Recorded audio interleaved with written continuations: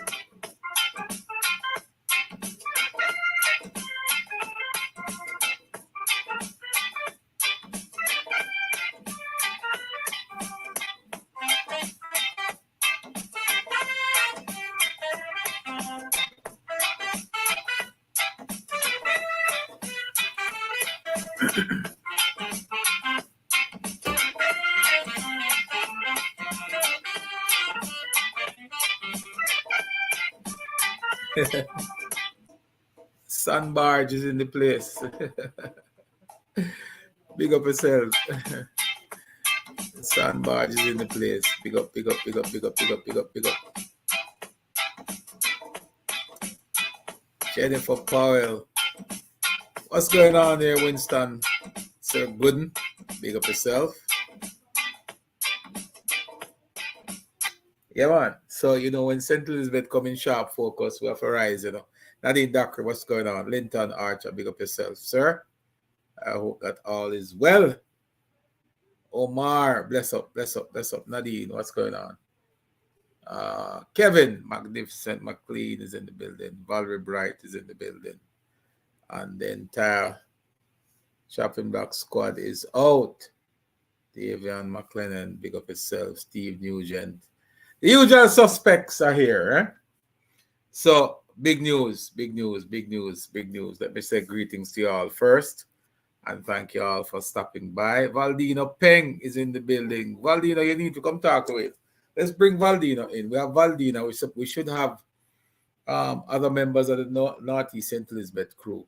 Valdino, the link to join us live is here. I'd love to hear from Valdino. What's happening down there? You have Zalika Jess versus Kern Spencer.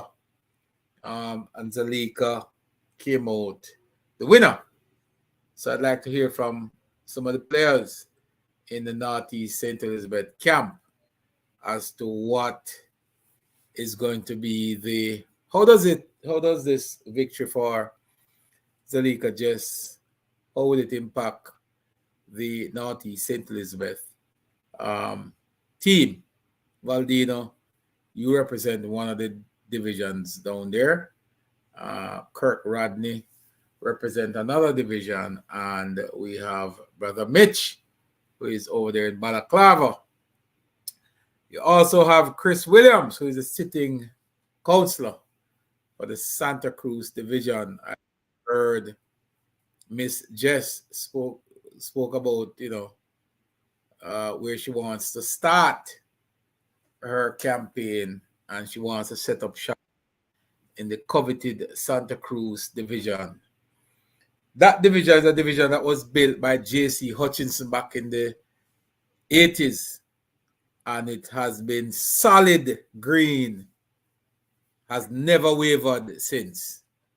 So for Zalika just to think that that is her best option, well, I don't know. She probably seen something that I'm not seeing. I'm not so sure if that's the right place for her. But if she thinks so, hey, who am I to say otherwise? Yes, man, I greet you well, Sir Winston, Hopeton, Hutchinson, and Vassal. Ardley Clark, big up yourself, sir. I would trust that all of you guys are well. Fitzroy, big up yourself. Good. I don't know what's wrong with Dayton, Sir Linton. I can't speak to Dayton, how sane he is or what's wrong with him. One thing I can tell you is that they are active, they are out and about, they're doing what is in their mind the right thing, they're campaigning, and they are doing polls, and they are doing all manner of, let me not say evil, but they're doing what opposition needs to do, which is to work for the Jamaican people. And I'm hoping that they are actually working for the Jamaican people, not for their own self-interest. But big up yourself, everybody. Novelle McCallum, big up yourself. Maypin West is in the building. Big up yourself. Good to see you. We love when your friends from Clarendon is representing, But we're inviting Valdino Peng. I see you. You're on the chat here. We're inviting you to come by and talk to us, because there has to be some changes down there in how you guys will approach this campaign. Not calling here to give us any secret as to what you have in mind. But of course, you have a new candidate. You've been out and about, not sure who is going to represent the PNP down there. Well, now it's as clear as day as to who the representative will be. What would be interesting, though, is to find out how can a Kern Spencer lose that runoff to a person who is a neophyte as it relates to Northeast St. Elizabeth. How did Kern Spencer lose? He's on the ground, well connected. He's in his hometown, home turf. What happened? I don't know. But something went south. Share the program, folks. It's 8:39. We're not going to be here for long. We're hoping to get my good friend Mr. Peng, or my other good friend Kirk Rodney, or Chris Williams, one of those folks, on to tell us what's happening down there in Northeast St. Elizabeth. What is surprising, though, is that after that runoff, you realize that there was anarchy on the ground. All hell broke loose. I saw fire. And I was hoping and praying that what happened over there in St. Catherine where the constituency office for the opposition candidate caretaker was burnt, was torched, it was set ablaze the first time they put it out, and the second time they went, they burned it flat to the ground. And based on what we heard coming from the goodly doctor, it seemed as though there were actual threat on his life and property as well. What it tells you is the nature of the PNP politics. And it's important for one not to take it lightly and to just believe that it's business as usual. It's not. Yes, Winston. Kern was a little bit overconfident. I think he was outspent. But the truth is, Kern, sorry, I keep saying Kirk, but Kern is somewhat of a damaged goods. That light bulb scandal that he went through a few years ago would have really set him back big time. I don't think he has recuperated from that as yet. And I will agree that he has been vindicated based on the court. But in the minds of the Jamaican people, it was clear as day that something was wrong. And not because, you have some of the most learned attorney who is very capable of finding loopholes to get you out of those sort of quagmire. It doesn't mean that there wasn't any guilt. But one has to give the benefit of the doubt to the man. He went through that whole process. He was prosecuted. He went to jail, spent a night or so down there. And at the end of it, he was vindicated based on the trial. So the truth is, he ought to be given a chance to live without that hanging over his shoulder. So it's sort of unfortunate, but the Jamaican people are not very easy to forgive you, especially when there's corruption involved. Because, mark you, we've had this conversation about corruption throughout Jamaica all the time. But if you ask persons to prevent evidence of persons who have been successfully brought before the court for corruption, there's very few, if any.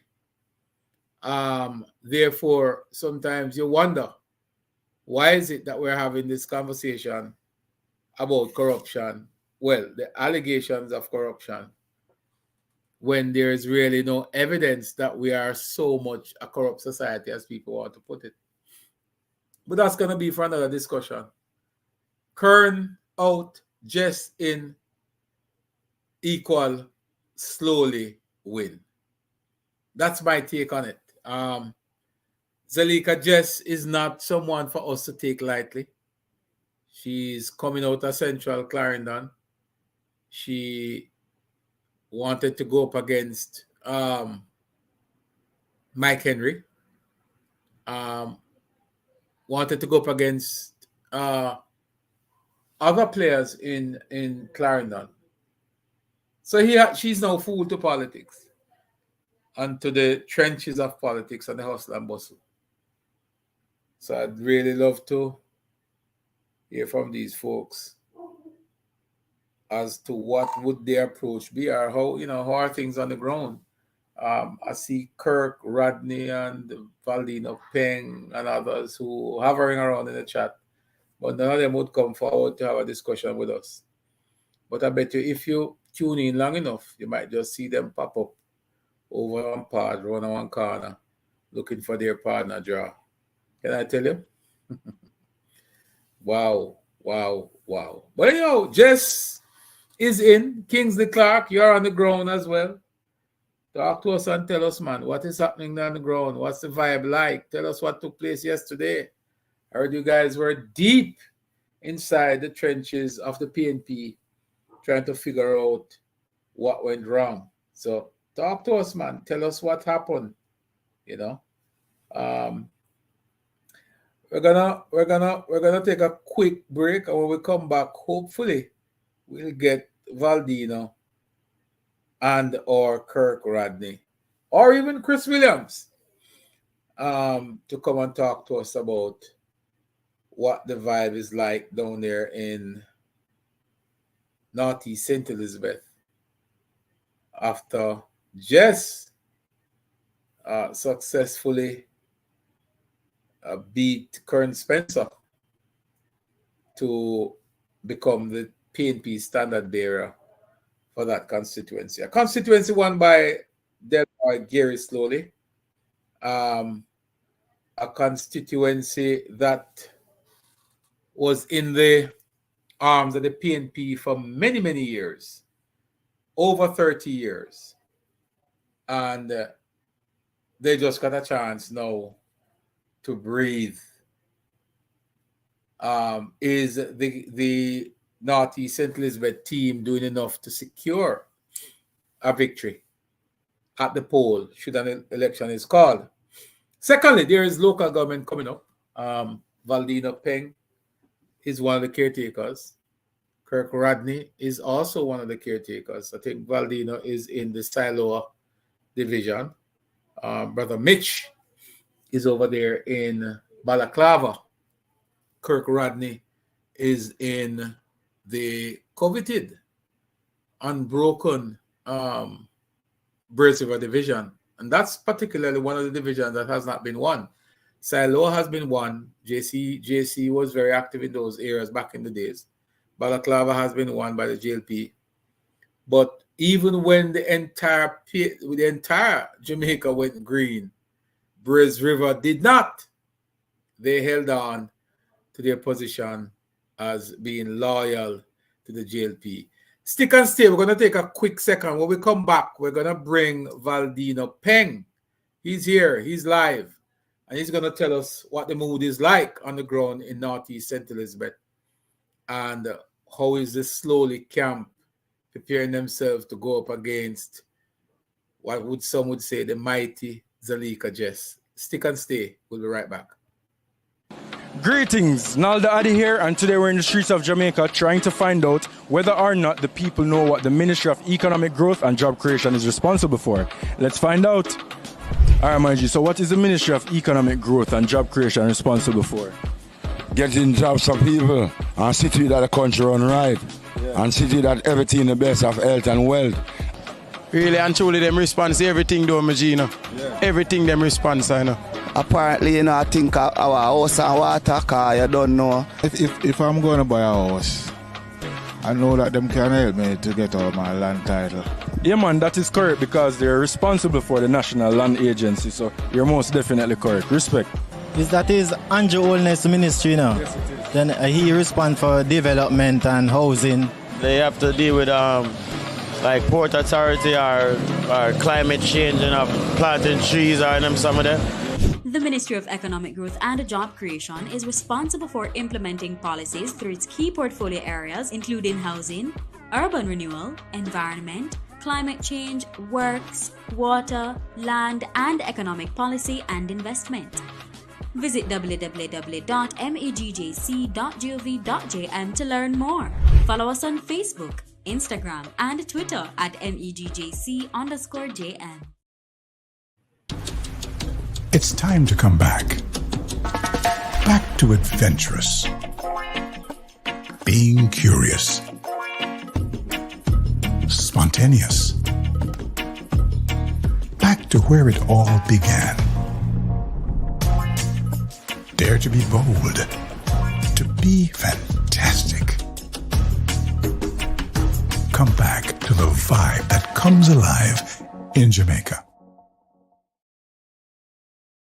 Everybody, as the caption suggests, Kern is out, Jess is in, and that equals a Slowly win. There are many who will disagree with that position, but we're going to hear from a couple of the players down in Northeast St. Elizabeth, and we have no other person than Valdino Peng. Mr. Peng. Yeah, good night, Chopper. Good Valdino night to Peng. you, son. Greetings to you, man. How are you?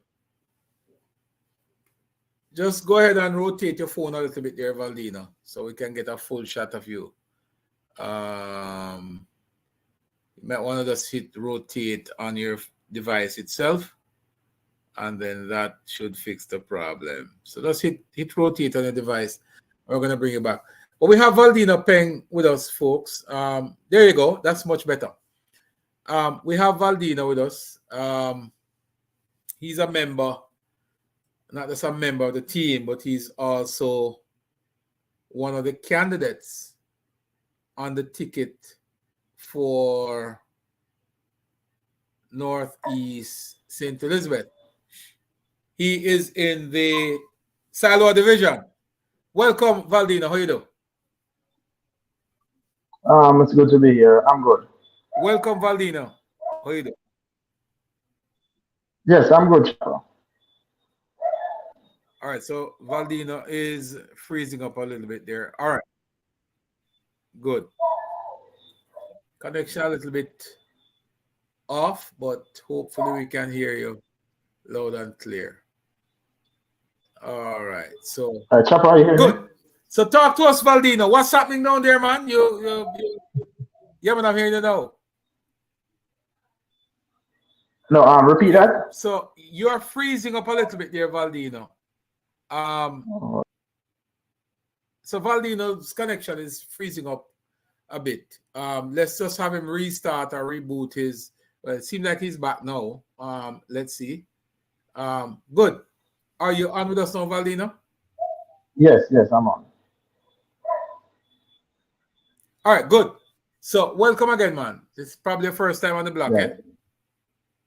Yes, it is. Good.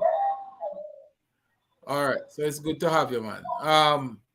So Kern Spencer out, Jess in. What does that mean for the Northeast St. Elizabeth JLP team? Well, the fact is, the issue about Jess has came up since last year, July, when it broke news that Fisher was looking for Jess. So our team have spent the last year preparing for whichever candidate, whether a Kern or a Jess. So we have been preparing.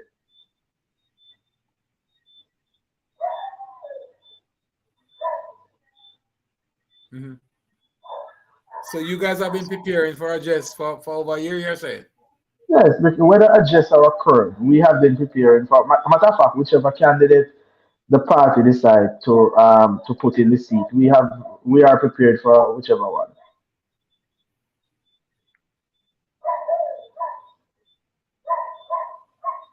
And when you say you're prepared, expand on that a little bit for us now, because everybody's wondering what sort of preparation is he talking about? Well, as you know, MP slowly won the constituency in 2020, which many persons thought that it could not be done. So since MP slowly have won the constituency, we have started preparing for the second term since he won. So whichever candidate the party decided to use, we have been doing the groundwork and putting the necessary work that needs to be done.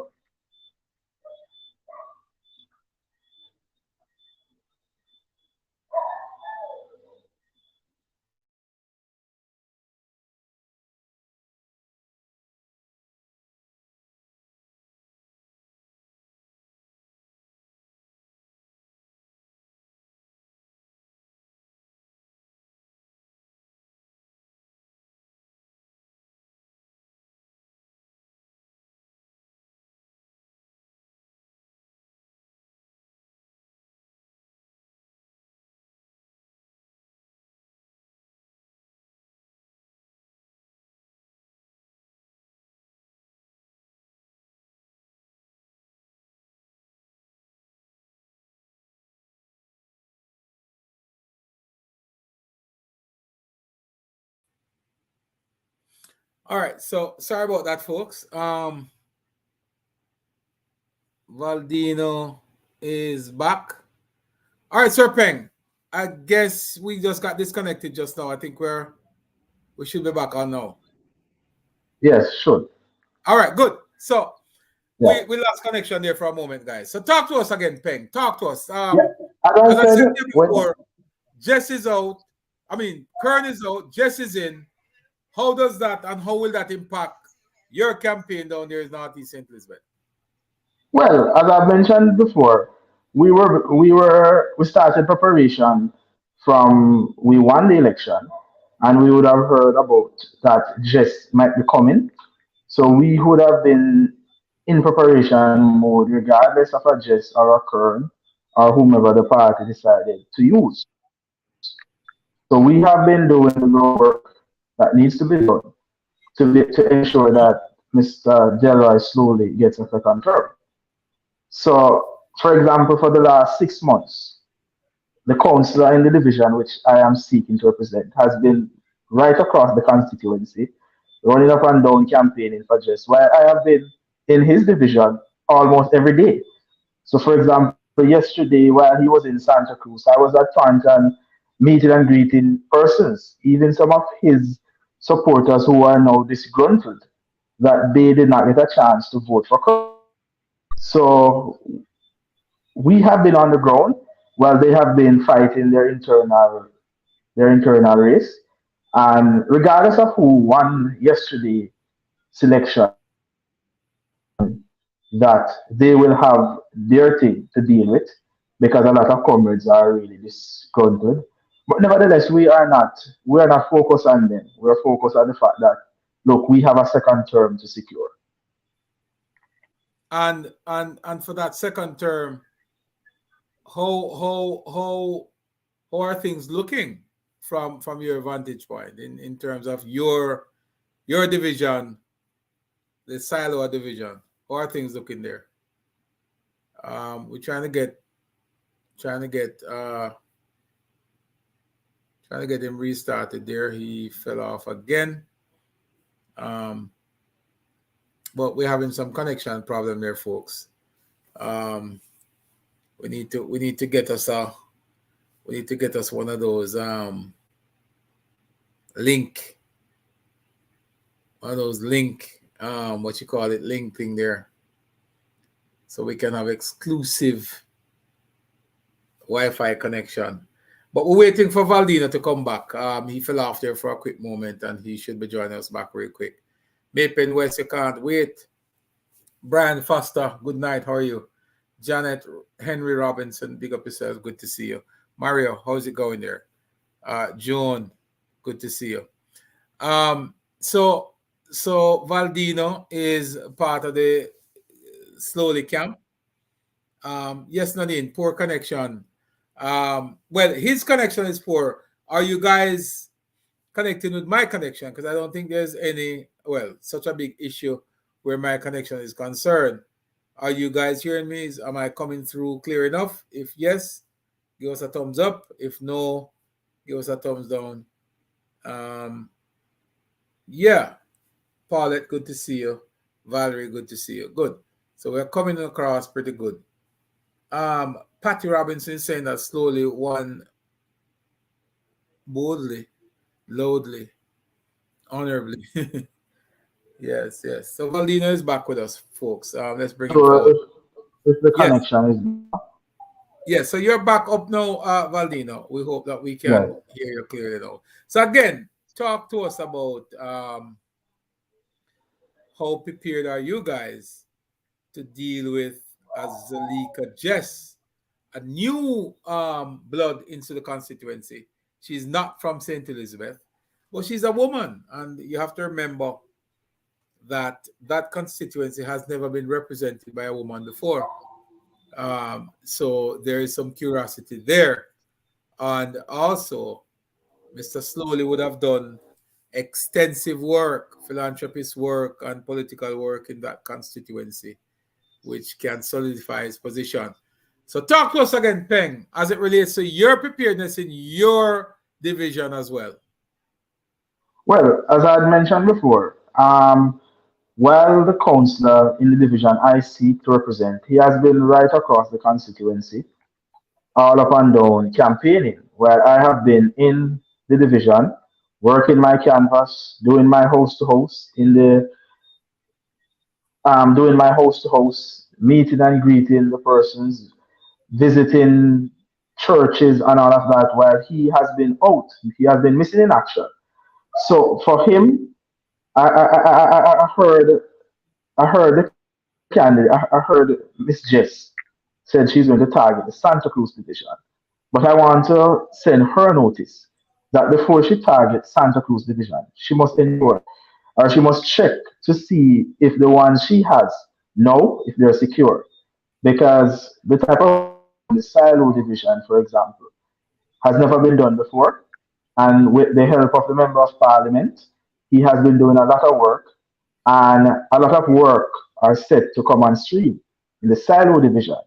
One thing for sure, the councillor has neglected silo division for years. He, I asked him to point to 5 things that he has done in 18 years, and he cannot point to one single thing. Because the truth and in fact is the division have benefited a lot from the sugar transformation unit as it relates to roads. So the councillor has not done one road in the silo division since he has been councillor. But the sugar transformation unit in the Ministry of Agriculture has been doing roads as it relates to drains and so forth. He has not been cleaning the drains, and that's a fact. That's a fact so much that the Member of Parliament in his State of the Constituency debate last year pointed out to some of the drains that fishes are now breeding in some of them.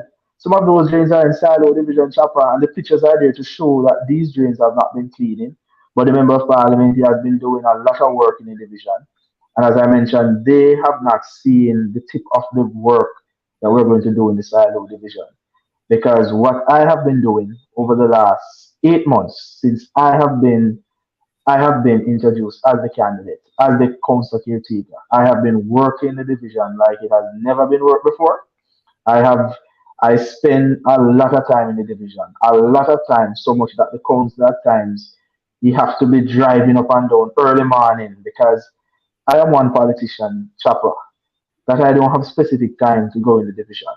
As a matter of fact, while you were inviting me on earlier, I was coming from the division, so I could not join at the time you were asking me to join because I spend a lot of time in the division. And the thing about having been a part of the constituency organization for 8 years, I've learned a lot.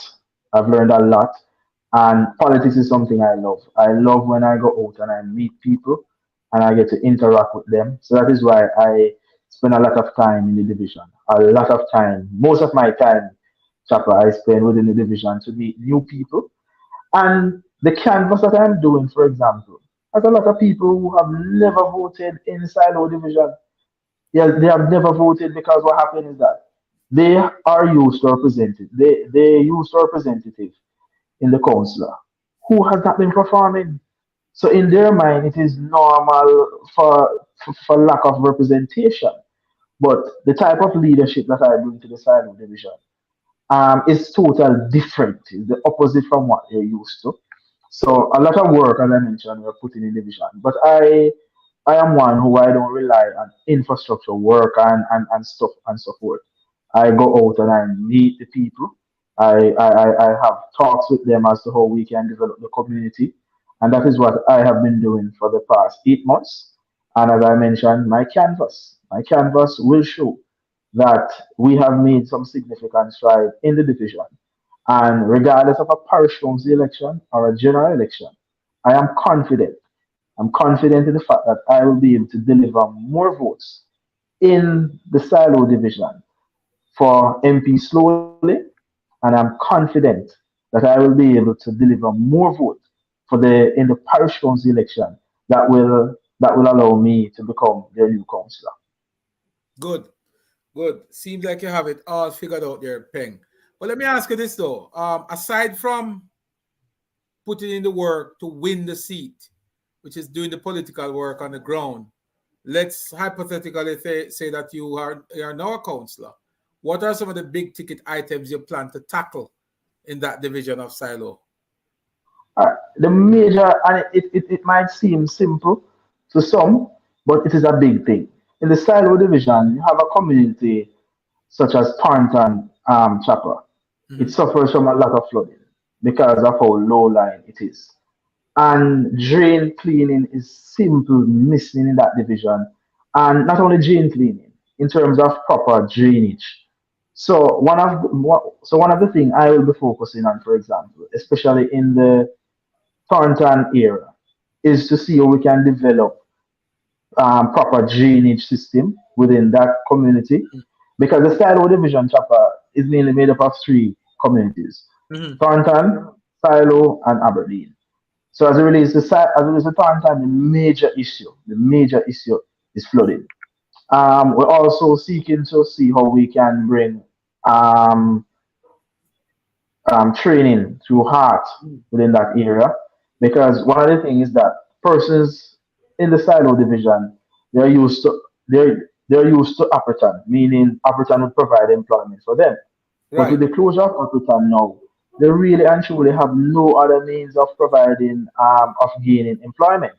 So Right. one of the things I've been looking on, especially in the silo cluster now, is to see how we can work to see if we can adopt, because a lot of lands here, and the persons they have already have experience in farming and so forth. Right. The issue of water, though, Chopper, it is a major concern for the residents of the Silo division. Because what happens is that many communities suffer from water when there's a drought, but the Silo division suffer from water when there's rain. Ah. So they suffer from So water when there's rain. you really need a harvesting strategy there. Yes, because and the major problem why they suffer from water is the issue of turbidity.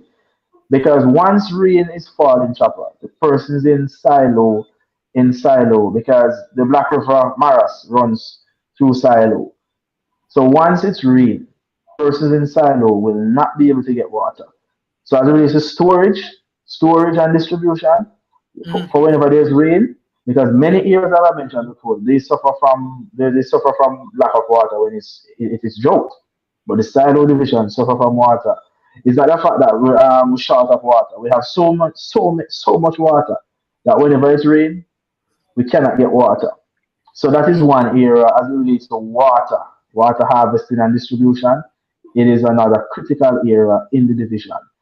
Couple years ago, I think about 2 years ago, Minister Mackenzie to Rural Water um, handed over a hydro pumping, a hybrid pumping station in the upper Aberdeen.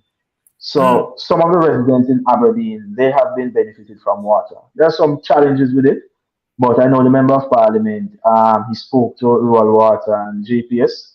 We'll see how we can work out some strategies as it relates to that. But one of the major focus would be chopper on water, because the people are really suffering from water. All right. So that water is going to be one of your major focus, and you talk about training in terms of filling that void Yes. that was created when Appleton pull up stump. But with the Yes. factory still there, isn't there some activities still going on in terms of tours and all that? Yeah, you have the room tour that takes Yeah. place. I know some time ago they started production of cane as it relates to molasses, to get molasses, because yes, I know there's some activities that started to take place as it relates to that, but it's not much as it relates to for persons who were laid off, for example, who they were made redundant. So there's a lot to fill the void. So one of the things, Chopper, also, which I'll be looking at as it relates to the silo division, is to see how we can develop an entertainment hub. Because what Where? Inside happened what? in silo, Oh, talk to me a little because bit about that. That what sounds happened is interesting. that, Chopper, what with the closure of Appleton and persons primarily, that was their main source of income. They did not just benefited persons who work at the factory, it benefited the persons who operate the bar and the corner shop and so forth. What they have been doing now is to see how they can come together and enter round robin, drink out, and all of that. So currently now, the major source of income in this division, it primarily depends on drink out. That's a major, Oh, major thing that they it's a big depend thing in on. silo. because there's no. It's a big thing in silo. At times, Chopper, I'm not really the man who agrees to parties and so forth. But silo, I can tell you, anytime I take up my phone and I want to, visit one, I just go on my status, just go on status and check one of my constituents.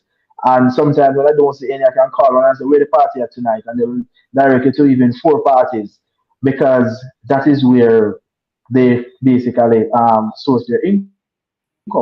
What you find happening is that when were you installed when were you installed as caretaker for Silo? And who was there before you? Mr. Foster, Anthony Foster. I took over from Anthony Foster. He had resigned earlier last year. I was installed sometime in May last year. I was really reluctant to tell the truth, Chap. I was reluctant because I have been in politics in this constituency for 8 years. I've served as constituency secretary for seven years. I came in young as constituency secretary, and I've been serving as constituency secretary for 7 years. So I've known the divisions, I've known the constituency well to understand what it takes to put in the work and so forth. So when Mr. Foster resigned, having MP Slowly as a new MP, I really believed he needed someone who can really take over and take control of a division for him. Because he's new to politics, he really needs the support. And that's when I really answered the call. I must tell you, I was reluctant at first. But when I went in, I realized the love that people had for me. And that basically pushed me. I must say, the transition from Mr. Foster to me was one of the best transitions I've ever seen in the constituency in my 8 years. Because when Mr. Foster was leaving, he handed me, Chopper, a file. He had a file he handed over to me to say, look, Valdino, this is where I reached. Take over from here. I'm willing to support you and so forth. And he has been supporting me tremendously, Chopper. And that is what we're working together. Yes, I can say it was one of the best transitions, and it gave me hope. And to the support I'm getting from my councillor Williams, because I've served his division in the capacity as vice chair for some number of years. So he's a good friend of mine. The support I'm getting from Era Council 4, the support I'm getting from Minister Hutchinson, and the support I'm getting from the people. So having that, as I mentioned, my primary mission was, and I will say to anybody, when I was going to Silo, I said to myself, Silo is a tough division. I don't believe I can win it, but I believe I can garner more votes for MP. But having gone into Silo, Chopper, I can tell you, it has changed my view significantly. So much I have never been so much confident. I've never been so much upbeat about the Silo division and the possibility of we taking the division for the Jamaica Labour Party. So you're now saying to us that when an election is called, you are ready and you're confident that you deliver a division that has not been won in how many years? It has not been won since 1980, 1981. 86? Yeah, 86. 86. Yeah. We lost it. We won it and then we lost it in 86. So it has never been won since that. And the councillor, Chopper, the former councillor who won it then, he is a major player on my management team. He has been supporting me tremendously. Oh, good. We have been working. The former councillors, caretakers, they have been working with me and so forth. So we're just working together to see how we can get it. We can get it right. And that is what we have been. Awesome. That is some big work. Stick and stay, Valdino. We're going to take a break, and when we come back, we're going to give you a chance to wrap it up while we take our leave. Pretty short and spicy this evening. We're not staying long with you guys. So stick and stay. We will be right back. Full of flavor, no if or no maybe. Malta, my crave on a daily. I couldn't ask for a better cold glass. Coffee can't pass from this. My Malta, my pocket with me. You know I got it with me. I feel have a buckle for myself. Yesterday the shop locked, so today me come back. 2 new flavors on the shelf. Me say me see it and me grab it and me love it and buy it. My mama me take it and she pull it and try it. She say Malta in the morning, afternoon or night. And she finish it, she don't need no help. Drink them more. Coffee or vanilla, the Jamaican original. Have it with my lunch or my dinner. Ginseng with the ginger, make you settle and you simmer. Good for the baller and the singer. Make you feel good and it tastes real nice. Better when cool, so we put it on ice. Take a sip once, if you take a sip twice. Mother full of flavor for life. Mother full of flavor for life. General, why pray? There, you know. Free the little picture of terrorists. Get it and delete it. Why? You know like woman. For the my sister get catch him with it, I don't want nobody share it, and everything forget shared. Alright, me I take one last look and then delete it. Give me the phone and delete it. Oh, last look. Come in, class time. Make it a new day, yeah.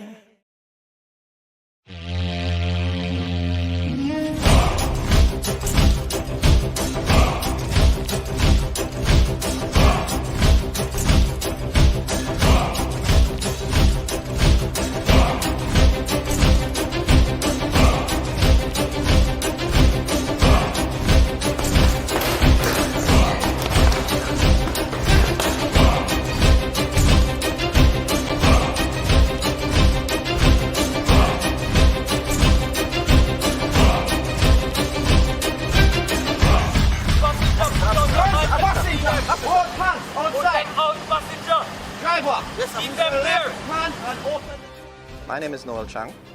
I'm a constable attached to the Mobile Reserve Division and the JCF SWAT team. I've been a member of this team for 2 fulfilling years. The training, of course, would have helped me to grow as well. I find it to be very fulfilling playing an active role in the crime fight and in developing my nation. Join the JCF and start a career.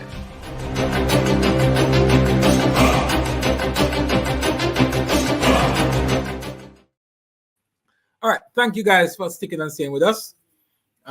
We are still live. Make sure to call a friend, tweet a friend, phone a friend, and tell a friend we're on. We're still live with Mr. Peng, Mr. Ching, the man who called me Black China man. Valdino Peng is the council caretaker for the Silo Division in Northeast St. Elizabeth, where Delroy Gary Slowly is the sitting member of parliament, first-time member of parliament. It's the same constituency that the PNP had a very testy runoff between Kern Spencer and Zalika Jess. Zalika Jess came out the victor in that runoff, and she is now officially the standard bearer for the People's National Party. So with all things equal, it will be a match between Delroy Slowly and Zalika Jess. We saw yesterday also, folks, that there were some serious backlash after that vote was concluded, Valdino. I don't know if you saw some of what took place there. We saw videos circulating about persons literally getting into fight. And we are hoping and praying that some level of civility will maintain. Because make no mistake about it, folks, whether it is on the JLP side or on the PNP side, we want no violence in politics. The days of political violence is over. This was a period in the 1980s, 1976, 1979, when political violence was an order of the day. 1980 saw one of the bloodiest elections that this country has ever seen. And what we saw over there in St. Catherine recently, the burning of the PNP constituency office twice, is shameful, and it's something that we don't want to see in our beautiful parish of St. Elizabeth. So we are hoping that good sense will prevail and that the political directorate within the People's National Party will get it together and ensure that what took place over there in St. Catherine recently will not find itself anywhere in the parish of St. Elizabeth, whether it is northeast, southeast, northwest, or southwest. There's no space in St. Elizabeth for that level of political uh, violence. So, Valdino, you saw what took place yesterday and you saw the videos. I don't know if you were anywhere close to what was happening. What's your take on that? No, well, as I mentioned to you, I was actually in the Thornton community. I went there to a funeral, and I spent the entire day. I spent the entire day in Thornton and just meeting and greeting persons. I would have heard and I've seen some of the stuff that took place at in Santa Cruz. In the evening when I was leaving, I passed through and I saw that things were, seemingly still high as it relates to the tension. But, it speaks to the fact that, Chopper, as you had mentioned regarding our politics, we have moved away from that for a long time ago. And that is one of the reasons why, Chopper, if I was not a Labourite, for example, that is one of the reasons why I could not support either of the two candidates yesterday, as it relates to whichever came out on top. Because the choice is both of them in leading up to the election, and that is what I've said. Because the two candidates are persons who I spoke to. I mean, the fact that I met Jess in my division, and I spoke to her that, look, you guys are into a runoff, but please make it clean. Because for me, I felt good, Chopper, knowing that I could have gone to Silo division and was able to walk freely without any fear of political violence or anything. And to know what both of them did. Because I said it to even Kern. I said, look, keep it clean because at the end of the day, you're seeking to represent people, but keep it clean. I think that both of them, they created that level of violence within their own internal campaign. And that's one of the reasons why, Chopper, I will forever support MP Slowly. Because for those of you who know Slowly, who know that he's a man who he speaks peace. That's all he speaks. And regardless of who you are, whether you're a P or J, that is what he practices. And I believe at this time, he is the best person to lead the constituency. And even comrades will tell you.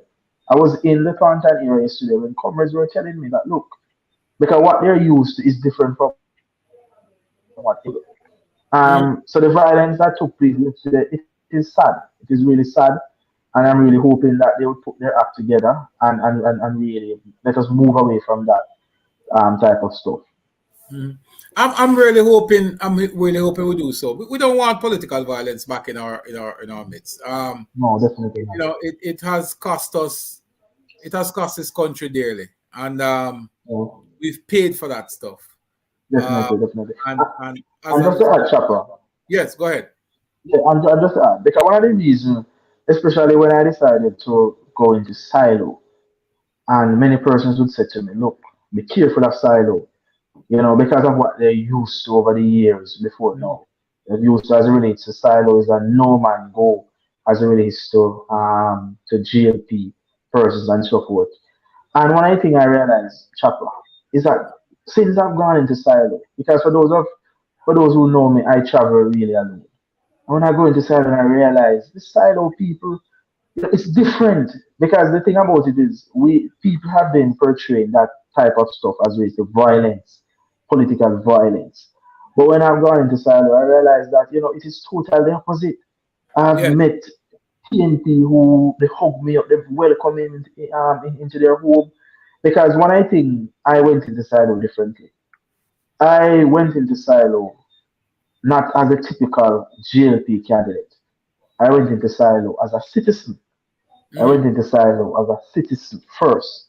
And that is why people will say to me, comrades, Chopper, comrades will take me around sometime and introduce me. Yesterday I was at a funeral and there's a comrade, a shout out and introduce me because what happened is that how they knew me was never as a Labourite.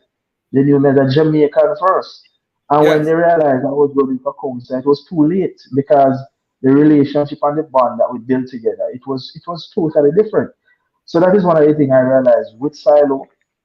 I realize with Silo, and I really am hoping that that type of violence does not have no place in our society, and moving forward. Yes, and it's not just in St. Elizabeth that it has no bearing. It need not to be anywhere at all. I mean, Yeah. I grew up in the 1980s, and I can tell you, as a little boy, you remember some of the horror stories. I can remember a lot of folks who came from the same silo. Persons came from Balaclava. There are persons who were from Braze River. I remember those areas as a boy growing up, and I can tell you that if there was one constituency that suffered, it would have been Northeast St. Elizabeth. We suffered because of political victimization and political warfare. That little district down in Burton at the old bridge was a very vibrant area. My father used to, own a shop in that area. There was at least 3 vibrant businesses. 4. There was a shoemaker shop, 2 grocery shop and bar, and a wholesale and all that stuff. That was typically a little town area. And it was political victimization that really caused that area to be basically run down to nothing, where it has been neglected for years.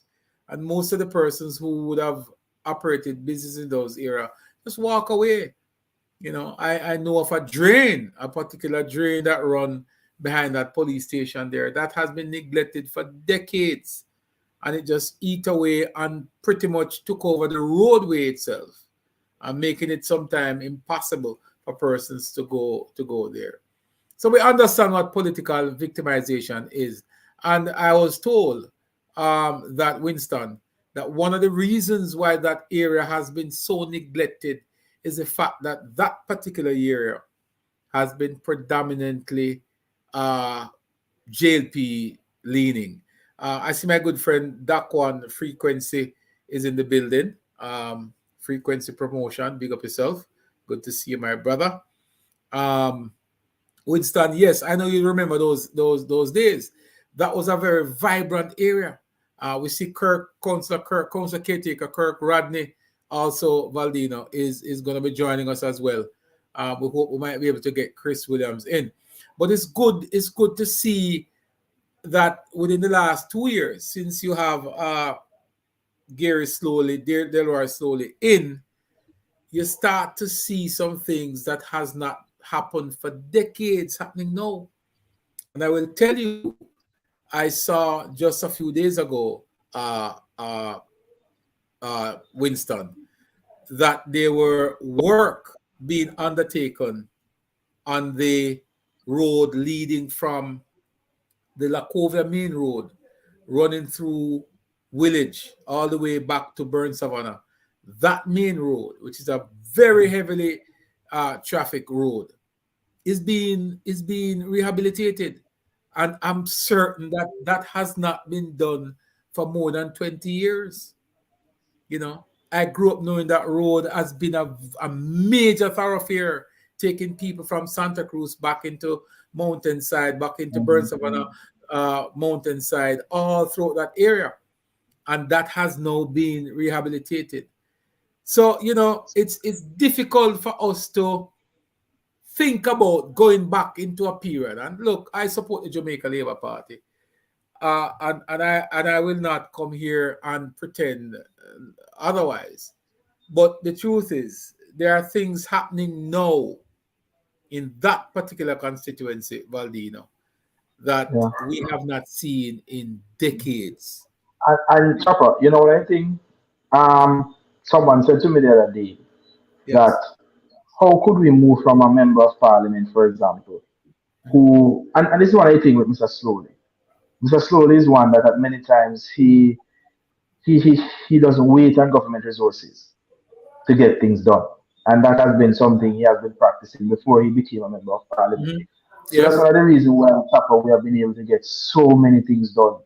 And how many MPs, for example, will use their own personal resources from their businesses to develop a constituency? We saw in the past where the previous member of parliament was a hardware, a businessman, a larger businessman than MP Slowly. But he came in and he decided that look, he wants to make a difference. He wants to make a difference, and he has been doing that, and that's one of the reasons why we have been able to get so many things done. We don't have to worry about as it relates to garbage, because what happens is that MP Slowly will use his trucks as relates to water. Whether they have a drought or not, and the NWC we're not getting any resources for water, he will use his water. As relates to marling and rolling roads, he has been able to be doing that. So that's one of the reasons why we have been able to get so much things done. That I said to the member of parliament the other day that if you ask the member of parliament of all the things he has done, he will not remember, because it is so much that if he is to list them, verbally, he would not get enough time to list them, because he has done so much within the last 2 and something years that no other will tell you, and that's one of the reasons why people in the constituency, even PNP, will tell you the truth. Because you have some people who will tell you the truth. And some of them are in the Thornton community, which they spoke it out publicly yesterday that, look, our leader, and that's what they said to me, look, our leader Barnia, right? Our leader Gloria, our leader Livia. Yes. We don't know anybody else. And they have said and that is significant, Valdino. A lot of people take these things for granted. When a member of parliament, I don't want to interrupt you, but when a member of parliament can identify with the issues of their constituency, and equally, when a councillor can identify with the issues of their division, it makes a huge difference, It does. And some time ago, I remember I was driving with the MP, and we were driving, and for some reason, he fell in a pothole, chopper. And the MP sent the pothole a warning that, look, they're back there tomorrow. And I tell the chopper, when I drove back there, the other day, the pothole was not there. Because he knows every pothole, he knows, and that's one of the facts, and that's one of the beauty about us now, as well as the fact that our member of parliament, he knows of all the issues. He knows where every pothole is. He knows the difficulty each community face and so forth. So they will tell you, and that is why some of them, they were supporting Mr. Spencer, because what happened is that the fact is, regardless of what they have said about him, they are saying, at least we know to find him at Santa Cruz. Yes. Whether he wants slowly, we know where to find him. That's the truth, because I was a bit baffled too, because the thing is, Kern, being somebody who is from St. Elizabeth and is very connected, like I said, I have nothing against the gentleman, because I am one who believe that the most effective person to represent a division or a constituency is a person who live it. You understand the needs and all that stuff. The parachuting is not something I subscribe to wholesalely, but it happens and we deal with it.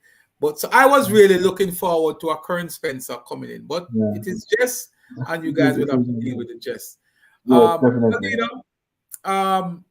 We're gonna bring you back on again, because I think we need to delve a little deeper into silo division and the local government. We're gonna bring Council Caretaker Rodney from the Brisbane division when we come back and get his perspective on the happenings down there. So again, Valdino, thank you for responding in such short notice. Appreciate it, and all the best. No problem, sir. Thank you. Yeah, man. All the best to you. When we come back, guys, we're gonna speak with Kirk Rodney. He is also one of the council caretaker down there in Northeast St. Elizabeth. Particularly, he is from the Brisbane division, the only division back in 1980 when the entire Jamaica went green.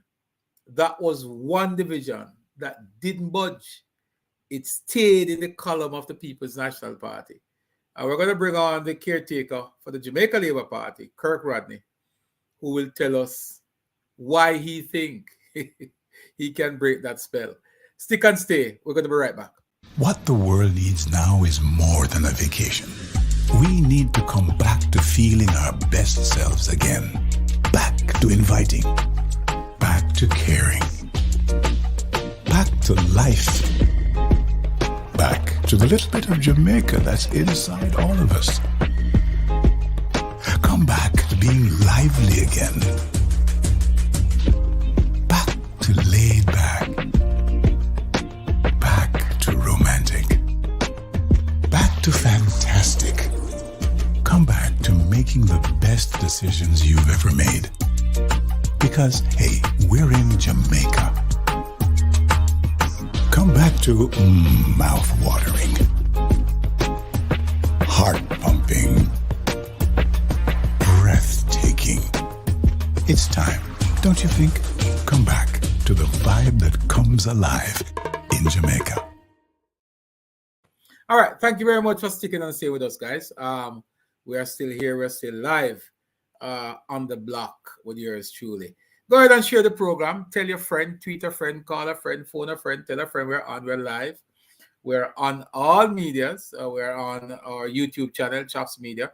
We're also on the Chops Media page on Facebook. And we should be on Twitter as well. TikTok coming soon.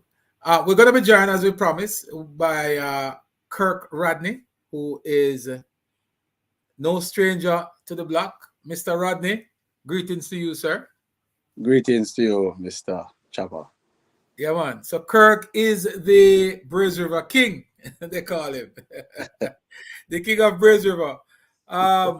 You know, Valdino Peng was here. He is the council caretaker for the Silo Division. And you are hoping to represent the Braze River Division.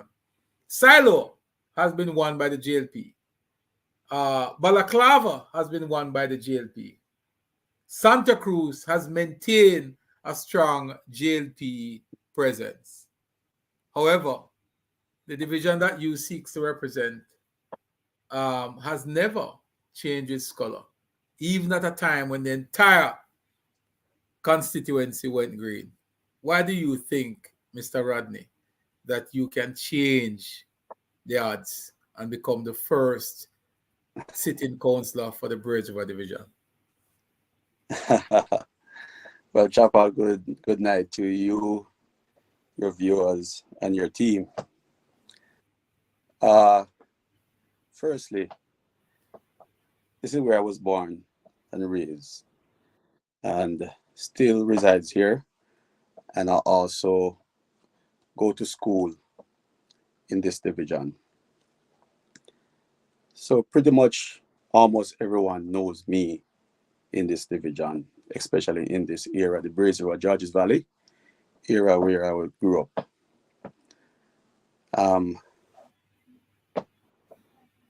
I walked these streets as a youth growing up, going to school, walk the main roads back and forth, go to church, interact and play with everybody here. So I'm a part of the community. The community supports me a lot. I do support the community a lot. So you actually live in that division, right? Yes, man. Good, which is something we advocate for. Right. We prefer when our candidates reside in the area because you can speak to the issues and concern. Yes. And talking about the issues, where I dairy farm, and my parents did not give us the easy road. So every morning we had to get up, look after the chickens, had a big chicken coop, cows, and goats. Mm-hmm. The evenings we have to do the same. And we have some dogs, for protection and security. And we have to catch a wood fire. Yeah. Put the dog meal, even when rain fall, we have to put zinc on. So when it comes down to the reality of the everyday Joe Blow in Jamaica, I live that life as a part of, and I can tell you, Chop, and I can challenge any one of your viewers right now that they can't catch a wood fire better than me. You know what I mean? So, and living in the community and from the community as a farming community, I know the challenges that everyone has here because I live it. The roads, the water, even though right now my roads are where I live at is pretty good. But the surrounding areas is a lot of challenges where with bad roads, and with the water issues, in other communities. So because I traverse the area and the surrounding and the division on a daily basis, where I have friends throughout the division, I know the challenges and the needs of the people.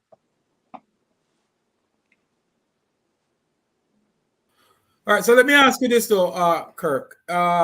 You are now the council caretaker, and let's say hypothetically that you become the councillor and is sent to Black River to represent the people of Birds River Division.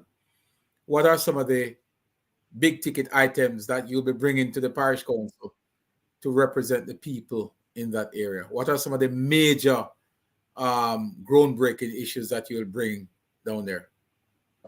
Well, firstly, the responsibility of a councillor is pretty much to solve and to address the local issues, the daily problems and issues that are affecting the people. For instance, reliable water, garbage collection, the roads and drainage. Those are the main concerns for the residents here in the Birds River Division.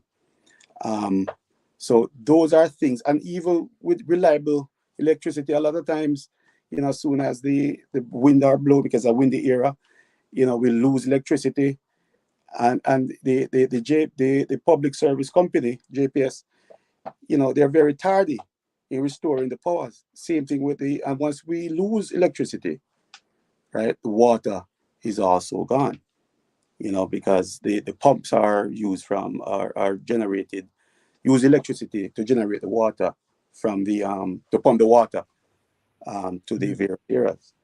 So these are things that, as living in the community and with the people, amongst the people, right, whatever affects the people will affect me. And I will represent the people in getting, getting all this stuff restored once they're pretty much disrupted. Yes.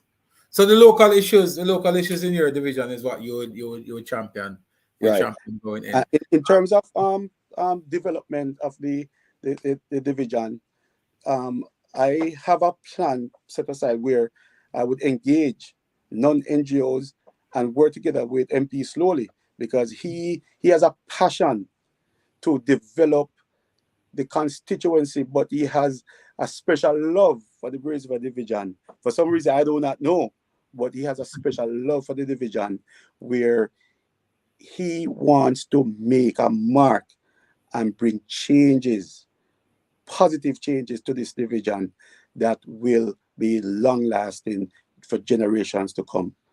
So, and with that said, in the pepper era, for example, it is very, very rich with water supplies, where we pump water to the Mandeville area, and with support from the Prime Minister, the residents of the Pepper, Goshen, Contents and surrounding areas, the water problems will be solved in this coming year, hopefully, based on the timeline was given. Let me address something here, because I saw a couple of comments. I usually not too focused on comments, but there's a comment here that I want to address. The lady's novel Malcolm, I think it is, who is saying that Kirk Rodney doesn't reside in the constituency. In other words, he lives overseas. Address that for us. I don't want to address it. You address that for us, Mr. Rodney. We don't usually focus on comments, negative comments, but we're not going to pretend like we sit here and didn't see it. It's right here. Let's address this one. The claim that you don't reside in the constituency, you reside overseas. Talk to me. Well, Chapa, when I was 17 years old, yes, I migrated. Didn't have a choice. My parents took me overseas, and I finished high school there. I went to college, did engineering, and also did full service. Good. When I was there, and then I'm a logistics expert, so I have my business there, right? Yes. So and my kids, my children are living there too. So from time to time, I moved back to Jamaica in 2008. Yes. Right. and I spend extended stay here at all the time. But from time to time, I will go back and ensure that my children are okay and my business is fine. So I don't know where persons get that from, because they don't know my ins and outs. So, but that's just life. People say things, whatever they may think, and without facts. Yes. So we want to address it. I don't want to skip and pretend like we didn't see it. So Novel Malcolm, your comment about Kirk Rodney not residing in Jamaica, that has been addressed. So I'm assuming that if you have anything else, you can go ahead and spill it and we will deal with it, because one of the things that we try to do here is not to cover. And the reason I bring that up is because I lived in the United States.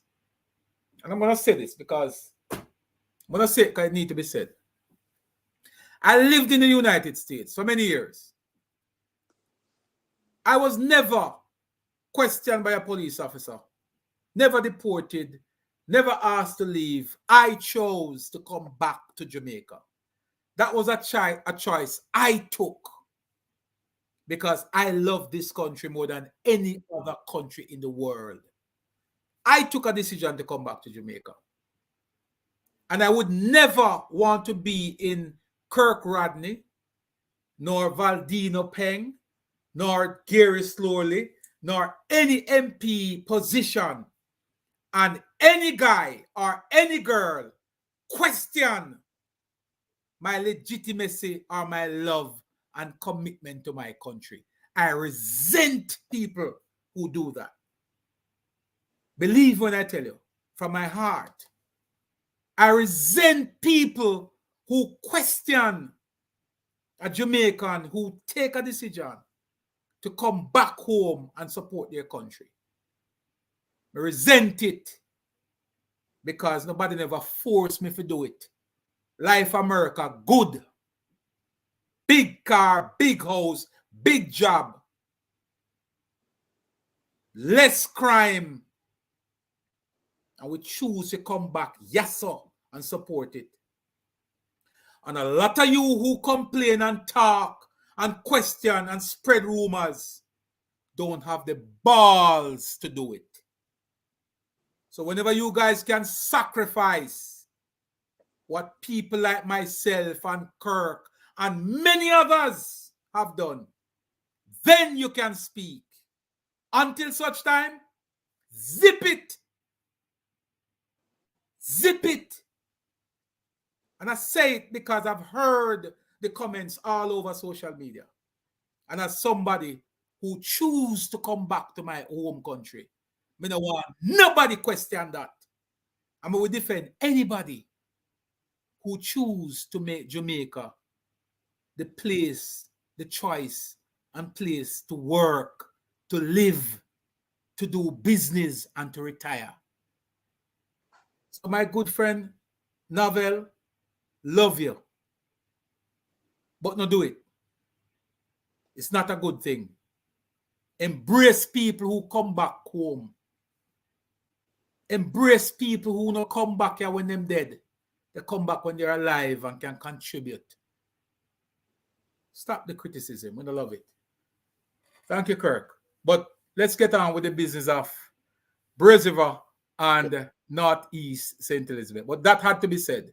Because we don't sit here and pretend like we didn't see the comment. You know, Chopper, as I said before, I grew up on a dairy farm, right? And I appreciate your intervention there. And not everybody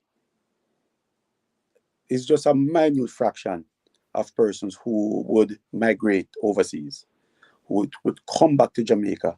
But even after they come back to Jamaica and return, they don't really contribute where they would to the economy in a productive way, meaning that, to create employment and do business. And I was one of such, because as I said, I grew up on a dairy farm. And when I came back here, I resuscitated my parents' dairy farm, where I was producing milk and selling milk to the milk processors. Now I diversify into cattle, beef rearing. because it's less labor intensive, and you can control it more. And I'm also going into commercial farming in terms of crop production. Good. Right. So good. I'm there with you too, because I'm doing that myself. Right. I'm doing it's a hurtful feeling, folks. Let me tell you something. It's not a joke thing. It's things that bring tears to my eyes, because nobody knows the sacrifice that people make to come back to Jamaica. None of you guys don't know. I will listen to people say them something to Kirk. It hurt me to my core. Currently, I have the equipment here. Hurt me to my core. Currently, I have the equipment here, and I'm planning to use the cane lands, right, that are now vacant, and convert those into leafy green vegetable farming that could supply the hotels, which will then reduce the food import bill and create employment. Absolutely. So for this community, but Jamaica overall. And might I add to that, Kirk? And I don't want to belabor it, but I'm adding to it because it makes sense. I'm going to tell you, so this is something that I'm very passionate about. I am also getting into farming on a wholesale basis. I did a little bit on a personal level, as you would have known. Mm. And Paul, you would have been aware of this, and others who are familiar with my happenings in St. Elizabeth would be aware of it. But I'm moving into something bigger now in terms of acreage and larger farming. So the same thing that you are venturing down, Kirk, I'm venturing into the same realm in terms of farming.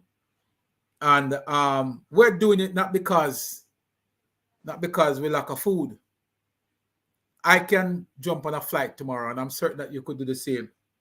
Or we could go back to the United States tomorrow and get back into corporate America, where I can earn over $100,000 a year easily, without even questioning. I can go back and do that tomorrow morning. But I would prefer to give that up and to stay right here and to contribute to a country that has given a lot to me as a youngster. But not only that, but a parish, St. Elizabeth. That's not the only thing. Yeah. Moving away from your children. My son is here now. That's a sacrifice. That's painful. Yes. And when you make these kind of sacrifice and you see people come with propaganda, it hurt. Yeah. Uh-huh. I mean, I don't want nobody block her or anything. She must stay. Let her stay. Don't block her, don't remove her. Let her stay here, because she must understand exactly what she's doing and how it hurts. Today I was in the cane field with one of the tractor picking up some cane to feed the animals them. And my daughter video called me while I was there. Thank God for technology. And she showed me her a picture, a video call of her new school ID. Today was her first day at college. And you missed that. And I missed that. Yes. For what? Yes. To give back to Jamaica, my country that I love. Yes. My son is here. He's spending the entire summer with us here in Jamaica, right? And this is not something we take for granted. Right. When my son is, I have one child. It's my heart and soul. I wonder if anybody understands the hurt and the feeling. We can go on all night about you understand all these. Look here, man. We're not come with them something, man. Just be careful, man. Because me go off script. Yes. Come here. Me go off script. Come here. Said, what's my take? Go off script. Come here. See me here. See me here. What's up, Mr. Christian? When we make these kind of sacrifices, we run left in America and come. I don't want nobody. Look here. Me go off script when I do that. Yes. Don't do it again. Yes. All right, bye. Don't do it. Yeah, it's hurtful, it's painful. And it's not the first, and it's not the only one. There are others who've done the same thing, Kirk. I mean, I like it. But anyhow, with that said, let's get back to the positive side. Yes. So, Kirk, you're doing a lot of stuff in terms of farming in Braze River, and that is going to provide a lot of employment for the people there. Right. And I'm hoping that people will understand that, look, when you have somebody in your corner that is able to provide an environment for you to live peacefully and develop yourself, it should not be taken for granted. In terms of the politics now, you would have seen what took place on the opposite side yesterday where Kern Spencer, somebody who you are familiar with, Yes. lost to Zalika Jess. What does Yes. that mean for a candidate like you and for the constituency overall? I know Kern for a long time, and we have known each other from K1 at Santa Cruz Prep School. We went to Monroe together, and we are, been friends ever since. Yes. But when it comes down to the politics, that is where the friendship ends. Yes. Over there, so him over there, so. You understand? But we don't make the politics get between the friendship. Period. Full stop. Right? And we beat up on each other sometimes when we meet and see each other. We say shower labor rights, he must say power and all them something there. But at the end of the day, I don't let the politics get between us. But as I said, when it comes down to the politics now, it is a totally different story. What happened yesterday, I don't know what to say, Chopper. But I always maintain that regardless of whatever the outcome is, I'm confident of a victory for the Brisbane division and the constituency, whoever won yesterday. And I'm confident of a victory for Northeast St. Elizabeth in the next general election for MP Slowly. And I will do anything and everything to ensure that he wins a second term. While you say that, let me just address this as well too, because we're not gonna, since we're here, let us just deal with some of these issues that swirl around the corner. What's the relationship like between you and Mr. Slowly now? I know there have been arguments around town that you guys are not seeing eye to eye. Talk to me about that. Chapa, I hear that a lot, and when I hear it, I just laugh. Good. Mr. Slowly and I, let me tell you, when Mr. Slowly just came into the politics, I was one of them who, and I believe I was the one who supported him the most up until victory, right? And then for some reason, I don't know what it is, person said eye to eye, but guess what?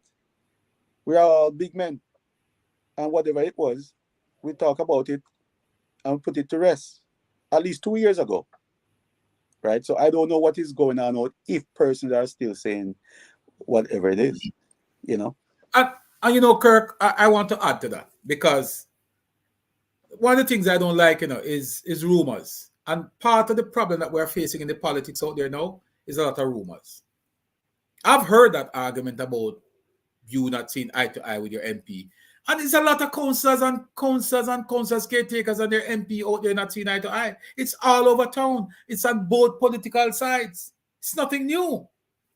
But what I will say, where this particular constituency is concerned, I say that because I am somewhat connected to that constituency, not just by virtue of where I was born, but also my introduction to the member of parliament now, who I revere as one of my favorite members of parliament. I never knew Mr. Slowly until I think it was in 2018 or 2019. 2019. And I was introduced to Mr. Slowly by none other than Kirk Rodney. It was Kirk who introduced me to Mr. Slowly. And when we started campaigning in Northeast St. Elizabeth, myself along with the team from St. James Central, MP Heward Clark and Patrice, and the entire team, we went in there when Northeast St. Elizabeth was not a popular place for everybody, where people would have questioned whether or not the MP can win. Kirk was the one who introduced me to Mr. Slowly. And I knew at some point there were a little bit of differences of opinion as to how to approach certain things. But I know from where I sit that has been water under the bridge for over 2 years. Exactly. So when people start to spread that divide, it's hurtful. It's equally hurtful, and we should stop it. Chapa, one of the sad things is, and I'm going to say it here, And if I get a lot of lashing, let me take the lashing. I'll cry, or some people say the back is broad. Some of these things is happening by our own people. And that's it's not strange to do it. That is a sad thing. You're perfectly correct. It's not the PNP who does that. That is what hurts. Us. Yes. That's the hurtful thing about it. You are perfectly correct. You're perfectly correct. Yes, Paul. I think they should unblock. Don't block Navlet, man. Don't block Navlet. Let Navlet come back and yeah, man. It's one family, man. Man. It's one family. Don't block her. She was among the first person to be on today. Don't block her, please. Don't block her. Let her be. I just had to let that out a little bit, and I hope Navlet don't take it personal either. You know, but yes, Kirk. So, and I can tell you, folks, that if you were to speak to Mr. Slowly now, you would get the same vibe, the same conversation about the connection between all of us and between everybody. So, a lot of times when you hear these things out there, it is not true about the candidate, the MP not connecting. A lot of it is just rumors. And as Kirk just said, it's not rumors that is being circulated by the opponent. It's rumors that is being circulated by our own people. We need to cease and desist from doing that. Let us gel together, because a united team is a winning team. Let's get back to the business of Northeast again, Kirk. As you know, we go off script as it comes up. But speaking about a division that has been, well, you were on the issue of what took place yesterday, and the fact that Kern lost and Zalika Jess is now the candidate that, if ratified, I hope she has been ratified by the PNP. You hope? Well, we don't know. Are you supporting Zalika just for you to be hoping for that she's ratified? Well, I don't care, you know. My thing is, the truth is,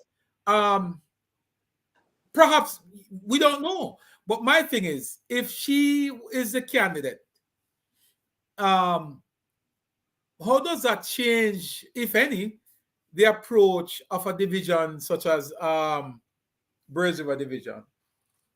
Chapa, put it this way, it won't change anything. We have been working.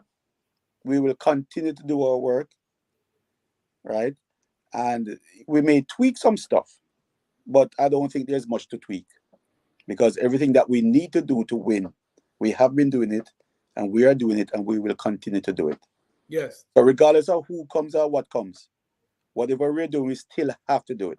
In the 2020 election, and I'm going to try to schedule a program where I can bring all the players from Northeast St. Elizabeth on, including the Member of Parliament, on all 4 divisional chairs, so we can have a fulsome discussion here, and we can just put it to the people out there who continue to believe otherwise, that the team is ready and ready to go. We're going to put that together and make sure we can bring all of you together on one platform. But as it relates to the violence that we saw yesterday after the report and the results came out, how do you see that, Kirk? Well, given the fact that St. Elizabeth really has not been exposed to that level of violence, and my worry is that what took place at the PNP office in Portmore could very well creep into the peaceful parish of St. Elizabeth, and in particular Northeast St. Elizabeth. How do you see that? You know, Chapa, let me go back a little bit in memory in the history here. When Raymond Price was here, there was a fraction there. And I remember waking up one morning and I couldn't go left nor right. Trees blocked the road from Silo, Balaclava, straight back through to Braves River. You have persons who was, I know this one guy, for example, riding his bike to go out to work. And because it was dark, he hit up in the tree, mash up his bike and break one of his limb, right? And I think subsequent to that, the PMP office was burnt down, flat in Santa Cruz. Then after that, one of the supporters, I think she was on Cliff today, one of Kern's supporters, her shop in Bogue was burned to the ground. So these kind of violence amongst the PMP or within the PMP organization is not unusual. So what happened there yesterday, it is not something that I did not expect. I expected it. So it is nothing new. However, with the statement that Kern Spencer came on today or gave today about unity, the party, his party, I think that's a good call for him. The good thing for him to do, because at the end of the day, we are one Jamaica, and we need to be responsible and need to agree to disagree and agree that and acknowledge that all of us can't be on the same team. And not because you and I are on two different teams, that doesn't mean that we have to fight and kill each other, right? And if we allow this kind of violence, political violence, to creep into our society again, especially in St. Elizabeth, right? The whole society will go back, right back where we were back in the late 70s and early 80s. And that is something that we do not want. We don't want it. And I'm going to use this platform as well to sort of temper how we approach it. Because coming up our next show on Sunday, we're going to have a PNP, the PNP young lady. I think her name is Tina Timers. It is, I think. I'm not sure. But somebody had reached out to me. And we're inviting her on to have a discussion on the program,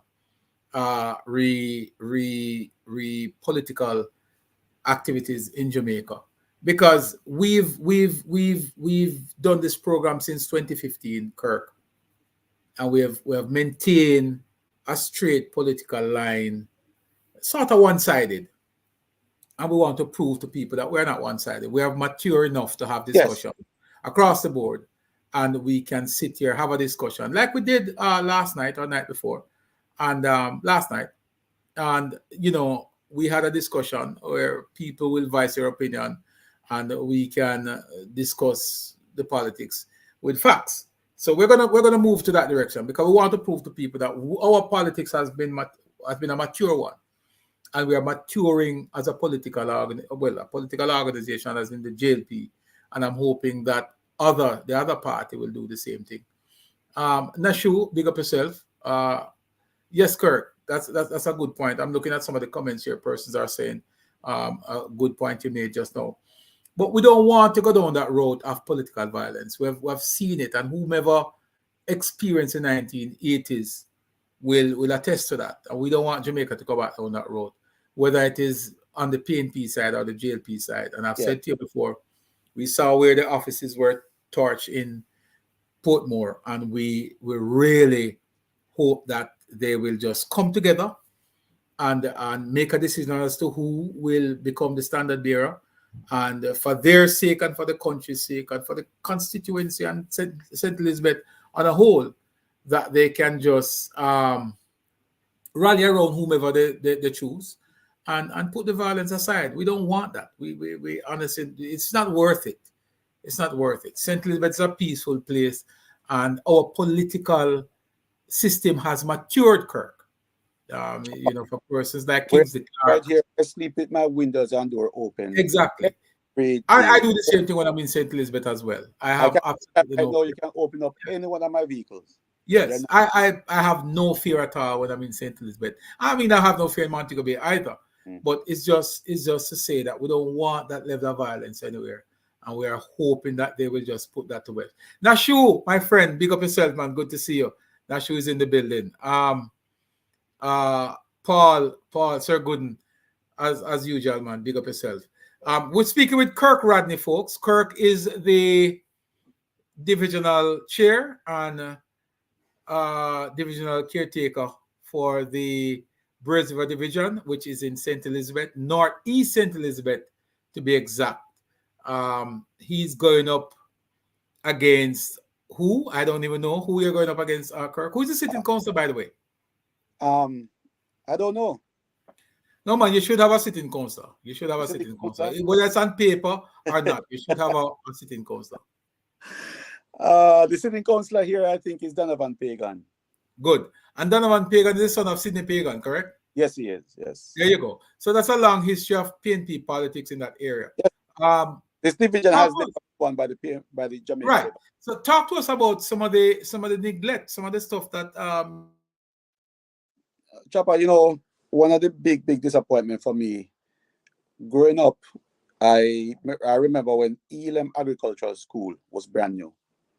They were pretty much independent, as in self-sufficient. Now it is gone. Connection and we're back. We're back. Yes, Kirk. Yeah, it is. Did you hear what I said about this? Okay. No, we just lost connection. So say that again. Oh, I said one of the biggest disappointment for me, and one of the neglect was that growing up, I remember when the Elam Agricultural School was brand new. Yes. Mm-hmm. You know, they were independent, self-sufficient pretty much. They had everything for themselves. State-of-the-art poultry farm, state-of-the-art dairy farm, everything was brand new, state-of-the-art. The dorms in the 1980s had hot water heater. You know, their own school bus, everything. And then it's no longer there. It is now in high school. Mm-hmm. So, you know, when I speak to persons who came through that institution, especially the ones that are overseas, they're upset because no longer they can put on their resume that they went to Elam Agricultural School because it no longer exists. Right. And for St. Elizabeth to be the breadbasket parish, to have that one agricultural school. Yes. And no, we don't have any. You know, it is heart-rendering. And see, Paul, Winston Gooden, Paul is asking if Elam is gone. These are persons who are from St. Elizabeth who can identify with those institutions because they would have grown up in the area. Right. But it's gone, you know. These things are gone. Remember when they are Broomdeck doing the Broomdeck, route? yes. You know, that is. I grew up amongst this. Right? Yes. And that's gone. And then most of those lands were converted to cane lands, and Appleton is shut down now. So that's gone. Sugar is gone. So talk to us about the 2020 election. How did Birdsville Division fare? 2020 election, we narrowly lost the division by 252 votes. Coming from what?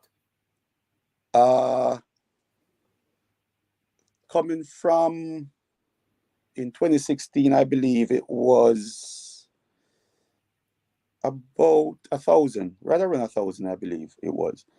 Yes. But usually the margin, you know, sometimes it's 2,000, 1,500, whatever the Jamaica Labour Party would get, that would be doubled up by the PMP, right? So for 2016, when I got involved, in the division I'm talking about. Yes, the division. Yes, man, I'm talking about the division.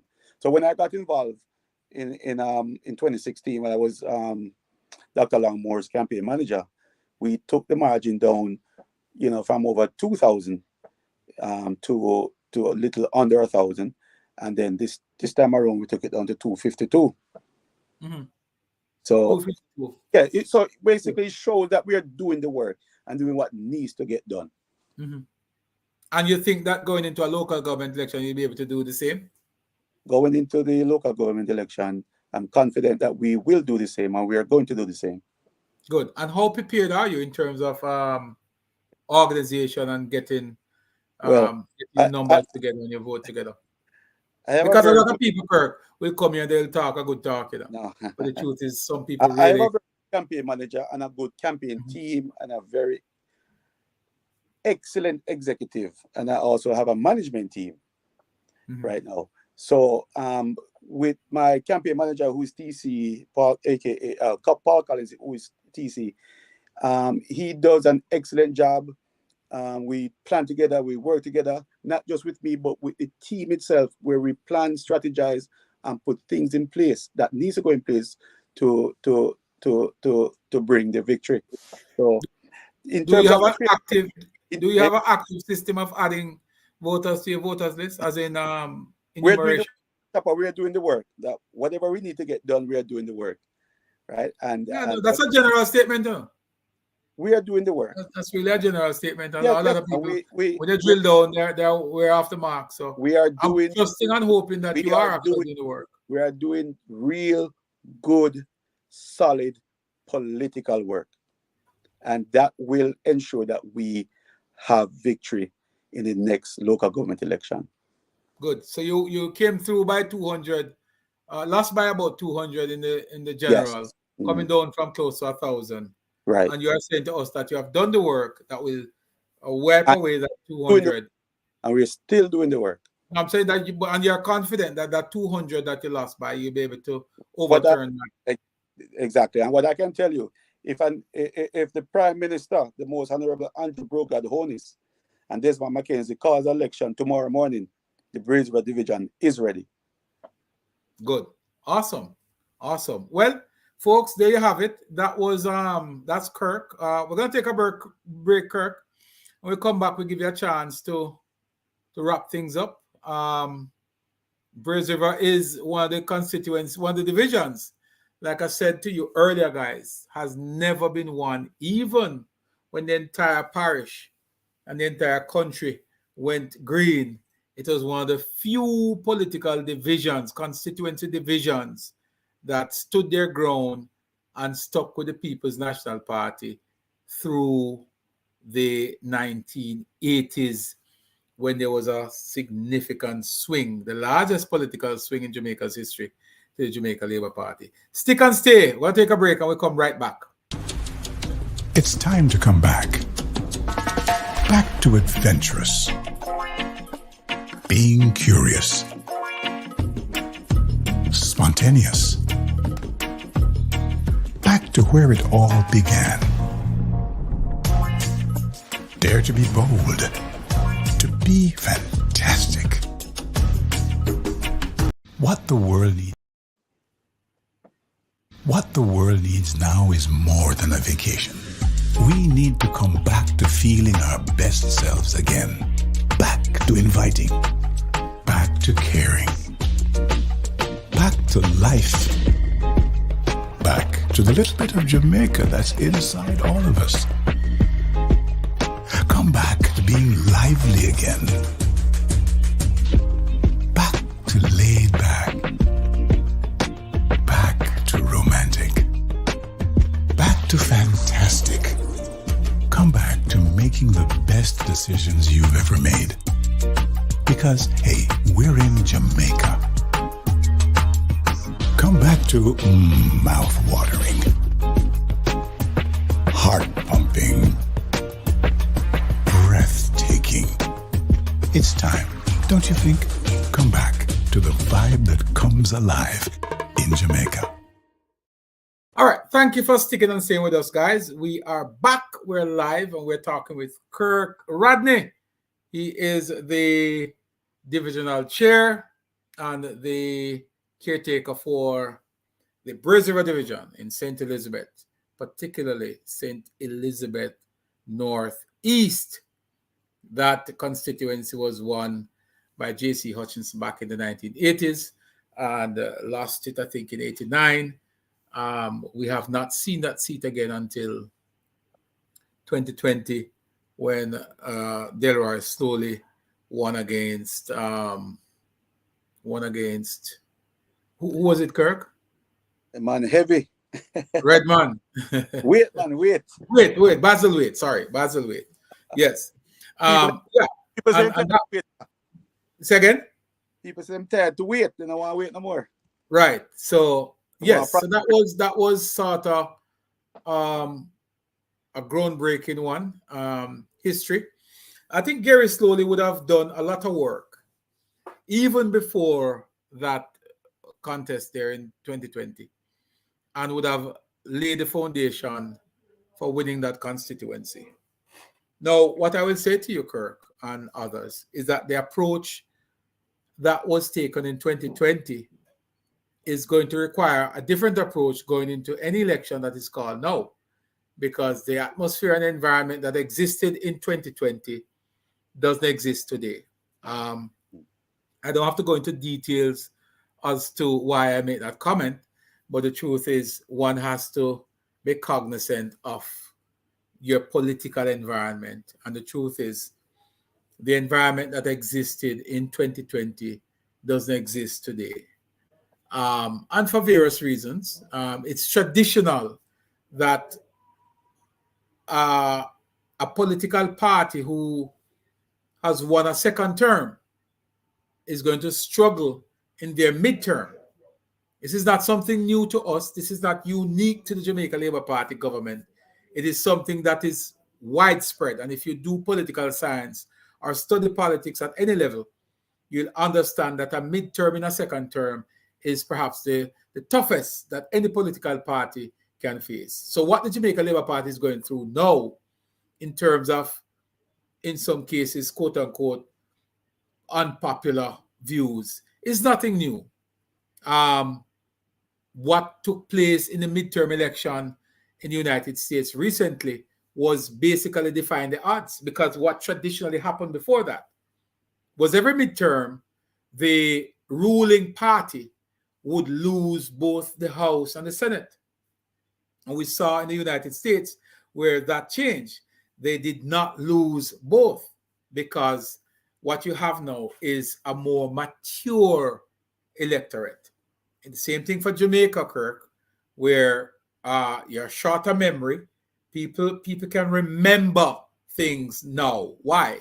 Because there's social media. There's so many avenues where persons can be reminded of what was done. In other words, Kirk, if you were to do some work in your division, it's not going to get lost in the noise, because we have so many medium now of reminding people.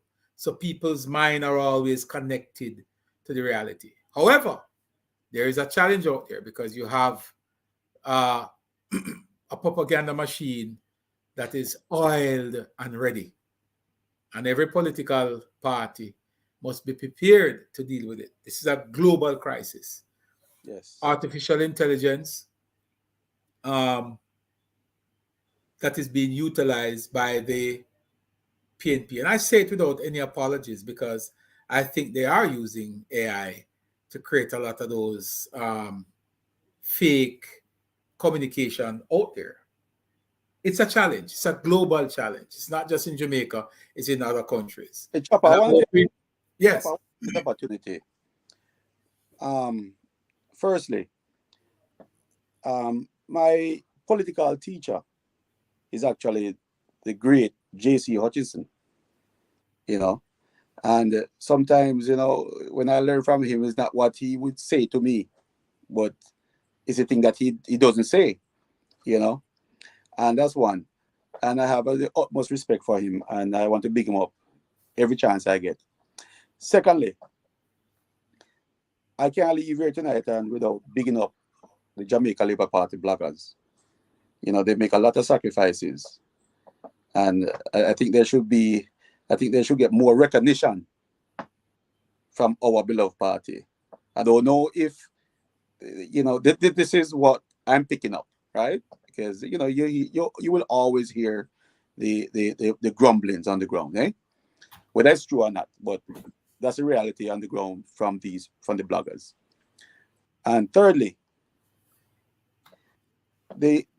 one would say, don't watch the noise in the market, watch the price.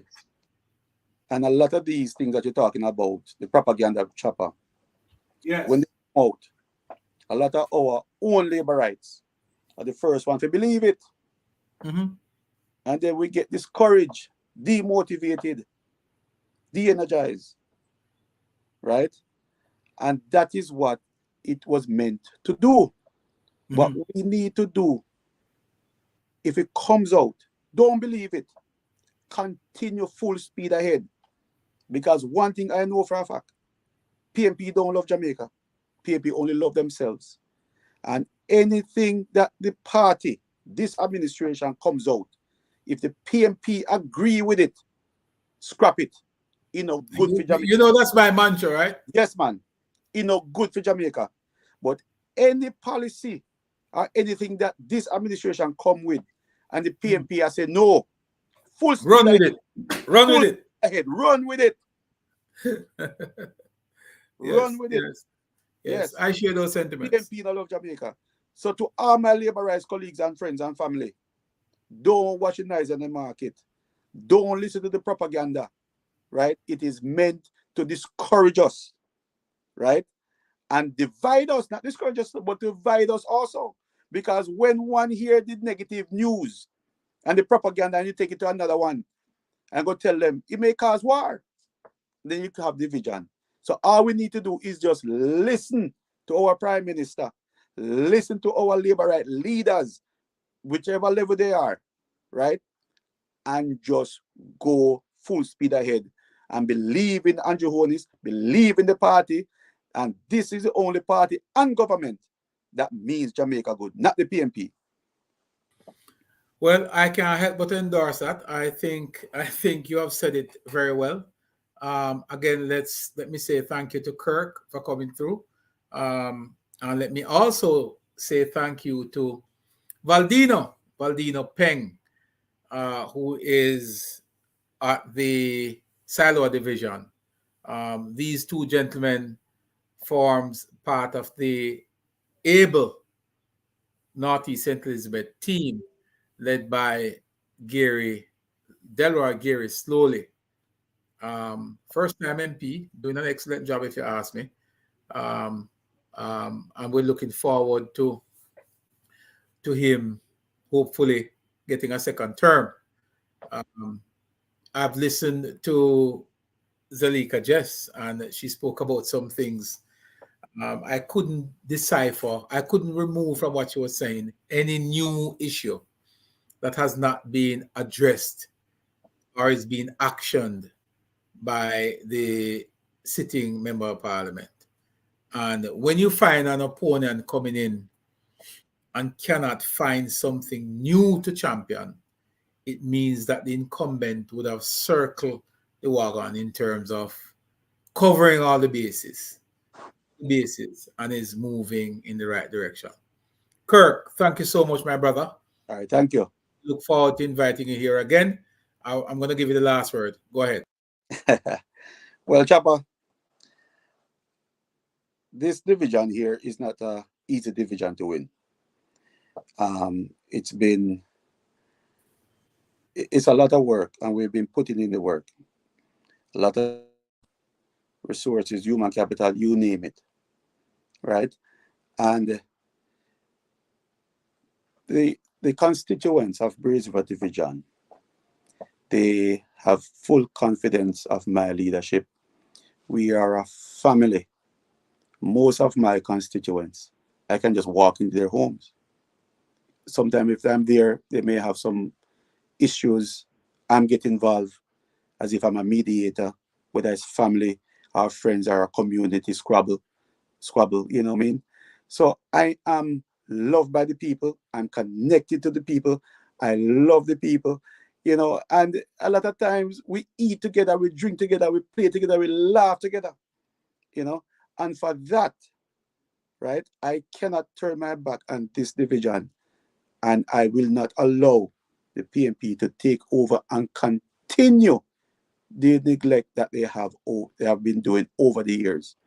Roads, right in the council's backyard, no road at all. Water issues, right in the council's backyard, right? Drains, not being clean, right in the council's backyard. And if you can't take care of yard, you can't take care of broad. Thank you. Yeah.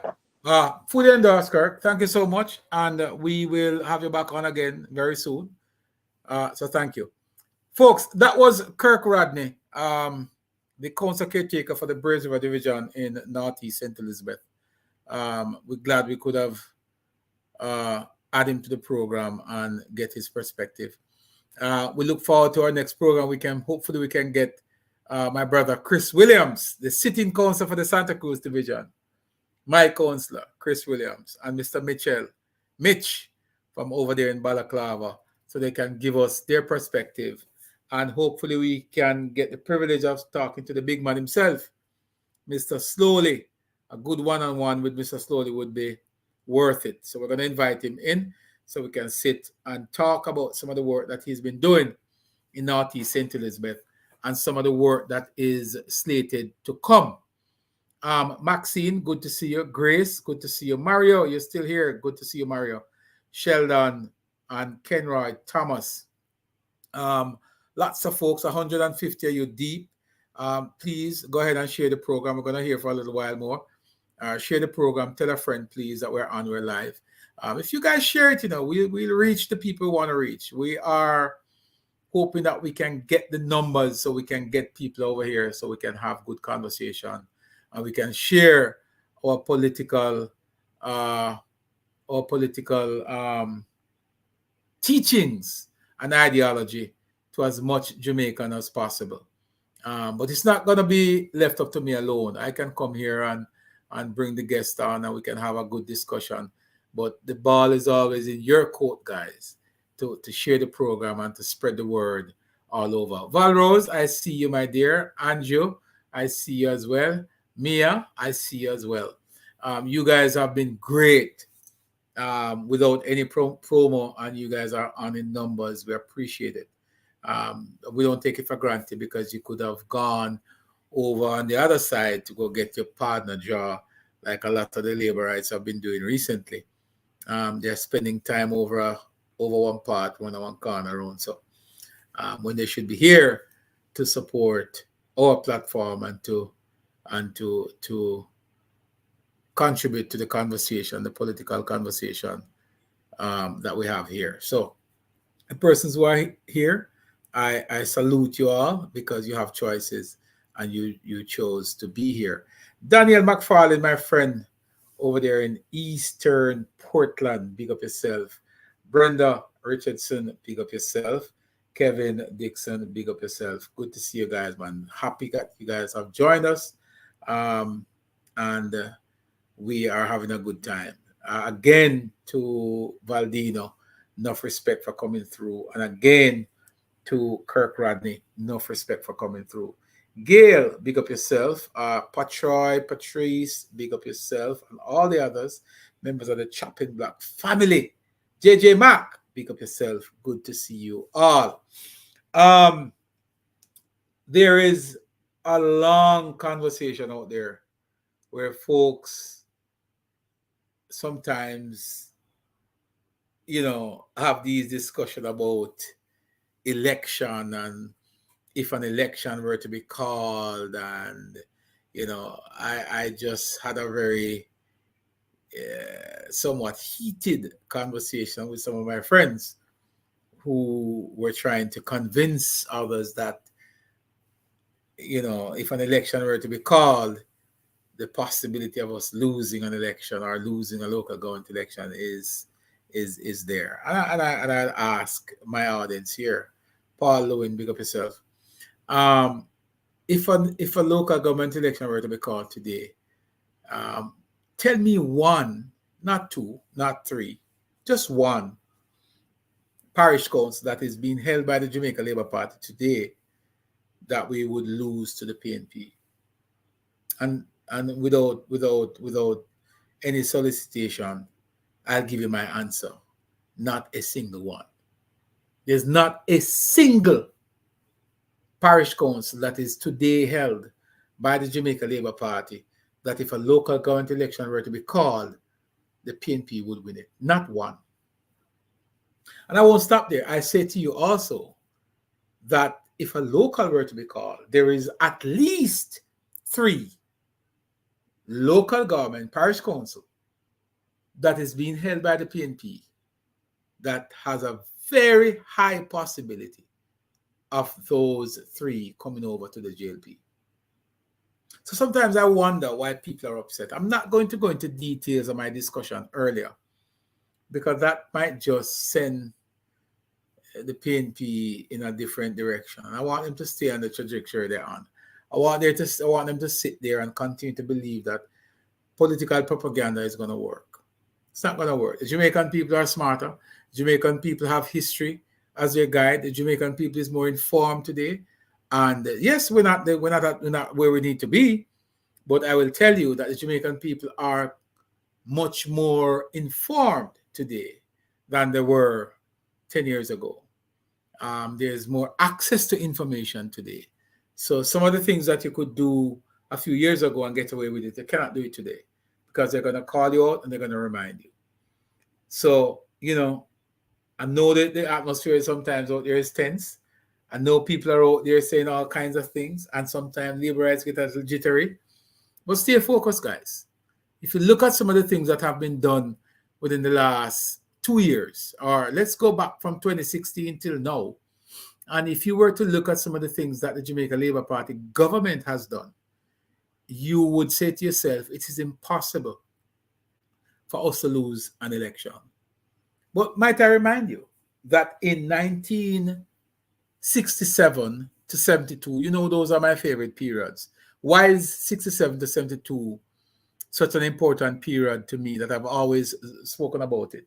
It's because that period led by Donald Sangster, all right, and Sangster and Hugh Shearer, saw the highest economic growth in the history of Jamaica, 18.01%. And that's not the only reason why it's a significant period for me. Another reason is, after such a stellar performance, we lost in 1972. And that to me is why I am always very cautious. Because if you could perform the way Jamaica performed, we came in, when the PNP came in 1972, there was $138 million in the net international reserve. The PNP wiped that out. Come back to 1989. Growth again. We lost in 1989. So these are the things that sometimes why I have to be cautious. Because performing good is not something new to us. This is not the first time that Jamaica Labour Party is growing the country's economy and getting things right. It's not the first time. We've done it before. We've done it at least twice, 3 times, if you ask me. Why did we lose the election in 1972? And why we lost in 1989, even after a stellar performance? These are the things that we have to keep in mind, right? Transforming Jamaica's economy is not something new to us. Every time there's a groundbreaking move in Jamaica, for example, removing Jamaica from the clutches of colonialism in 1962, it has been undertaken by the JLP. Moving Jamaica from pound, shilling, and pence to dollars and cents has always been the JLP who does these things. Transforming public sector wages, making it a more equitable and easily computed process is undertaken by the JLP, right? Building out Jamaica's road infrastructure, making it first world, is done by the JLP. Indigent housing, 70,000 houses to be built, housing solutions to be built under the Jamaica Labour Party, is the JLP again. Transforming institutions such as the Housing Agency of Jamaica, which was bedeviled by corruption, is the JLP. So make no mistake about it, guys. When you narrow this down to the voters, and you say to the voter, what do you think, or who do you think is better for this country? It is going to be hard-pressed for anybody to say otherwise. And that is why the PNP don't want us to talk about the history of this country. And I'm going to have a guest on here this Sunday. The promo will be out very soon. This Sunday. And we're going to be going down that route. There's a significant amount of Jamaicans who believe that the Jamaica Labour Party government is best for Jamaica. But there's also a few who believe that the People's National Party would do a better job. And there's also another sect that says none of the two is good. They are both the same. We want to have that discussion come Sunday. And we're going to have it with other viewpoints on board so we can have that fulsome discussion on what is best for Jamaica. And we're going to come with data. We're going to come with information to substantiate those claims. Right? So we look forward to you guys. Grace, Richards, Thomas, big up yourself. Good to see you. Yeah, so our job is to inform the public as best as we possibly can, Grace. And we're looking forward to you guys for your support. Look, you never seen me put up a Zelle account on here. You've never seen me put up a Cash App account on here and tell you to donate to whatever it is. Never did that before. But I can tell you that very shortly we're going to be adding our Zelle information there, because like my good leader Edward Siaga says, it takes cash to care. And we're going to build out this platform in a way that has never been done before. And it's going to take you guys to assist us with doing so. So come next week, you will see us post our Zelle information there for you to contribute to the program and to help us to build it out properly. We've been struggling with that for the last few years, and we're going to now go for the kill, as they would say. We're going to move swiftly towards building out this platform to take its position on social media as being the number one. We started this before a lot of people, and there's no reason why we should not grow it. So be prepared. I know there's a solid group of about 250 supporters who have consistently supported us since we started. And we're going to crave your indulgence starting this Sunday. We're going to be doing that, and we're going to ask for your support. We're going to ask you guys to come on board with us, help us to build out a proper studio, help us to upgrade on some of our equipment, and help us to build a team that will move this program rapidly and get it where it needs to be so we can be fully equipped and ready to rumble and ready to roll. So looking forward to that, guys. Starting Sunday, we're going to post that Zelle so you guys can make your contribution. It doesn't matter what it is. We are not here to tell people what to contribute, but you give whatever you can to support the program and to get it where it needs to be, because we're going to be driving this thing like it has never been driven before. Steve Nugent, big up yourself, my brother. Daniel, big up yourself. Daniel said he's on board. Paul is saying he's on board. And there you have it. Just by saying that, there's so many persons who are ready to come through and to give their support.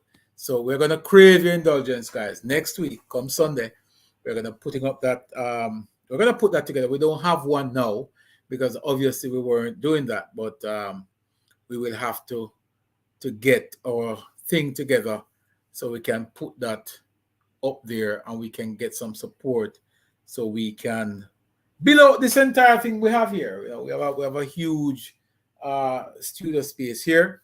I want to make sure we can build that out properly, and we can get some new equipment in here, and new lighting system, new surround sound system, and get our internet connectivity up to par. We're looking for one of those link, what's it called? Is it Link? I totally forget the name of it. But we're looking for one of those. We want to broaden, as Val Rose is saying, broaden our reach so we can reach more people, and we can get the premier subscription for some of our software that we use, and so we can get a solid team together and push this where it needs to go. Marcia Lewis, big up yourself. Val Rose, big up yourself, my dear. Carlton Dixon, big up yourself. Victor, big up yourself. Mr. Atkins, enough respect to you all. So we're not going to stick and stay there too long. It's 10:44. We've done our time. We've done what we need to do. And we're going to be back here hopefully tomorrow again. But as long as often as we can come on, we're going to be on. And we're going to be here to bring to you some great program and some good conversation, political conversation, one that you can learn some things from, and you can feed yourself with positive information and not just the pure negative and propaganda of the PNP. It's 125 of you guys here. We trust that you all had a good time with us this evening. Please go ahead and go to the YouTube channel. Go to the YouTube channel and the TikTok channel, of course. Chops Media. Subscribe. Press that notification bell and be the first to get notified whenever we go live or whenever we post a video. Also, go to our Twitter handle, Chops Media, and follow us on Twitter as well. We're also on Instagram as Chops Media. Go and follow our pages, guys. Give us the support that we need. Sometimes it's not just dollars and cents. Just a mere click and a mere follow or a subscription is sufficient. Give us that support. We're looking for it. We need it. We are on Twitter. We are on TikTok. We are on Facebook. We are on YouTube. So go to our YouTube channel now. It's 125, 130 of you here. And if you haven't done so yet, I beg of you, go to the YouTube channel, click on the notification bell, and follow us. Subscribe to the channel, and let us get it to 1,000 so we can do a lot more on that channel as well. That's Chops Media on YouTube, Chops Media on Instagram, Chops Media on TikTok, Chops Media on Twitter, Facebook. So go right ahead, guys. Give us that follow, give us that subscription, and let's keep it moving. You guys have been great. I tell you, we see some people here who you won't believe it, folks. These are folks who have been here from we just started. When we used to put up a little phone and go like this, and they've been here with us. They've always supported the program, and I appreciate you guys because, look, it's not. You have choices. I've said that before, and you have chosen to be here. Daniel McFarlane has been here from probably 2018, 2019, thereabout. It's a long journey. So we have a family. We have a group here which we consider them to be our family. And we're going to preserve that. We're going to love that. We're going to nurture it. Gail Prento, big up yourself. Good to see you. Derek Mignot, big up yourself. I see my good friends from Atlanta. I was in the building earlier. Big Steve, big up yourself. Big up yourself. And thanks for joining us. Guys, we're going to head out of town until such time. Until such time, let us stay united. Let us stay connected. You are members and supporters of one of the greatest political movements in the Western Hemisphere, and that you should be proud of. So, until such time, again, my friend, Magnus, my friend Magnus is in the building. Big up, daddy. Laurel Parks, big up yourself. Steve Nugent, I see you. You are in the building. Big up yourself. And Daniel McFarlane, my friend from over there in Eastern Portland. Big up yourself. Kenroy Thomas, their friends call him Kenny. Big up yourself. Mario, the hall man. Big up yourself, Mario. Enough respect to you. You said it, Mario. You said we can do it. We're going to do it. What a lot of people don't know, that today is Monday and we're on, right? I hope you can read it between the lines.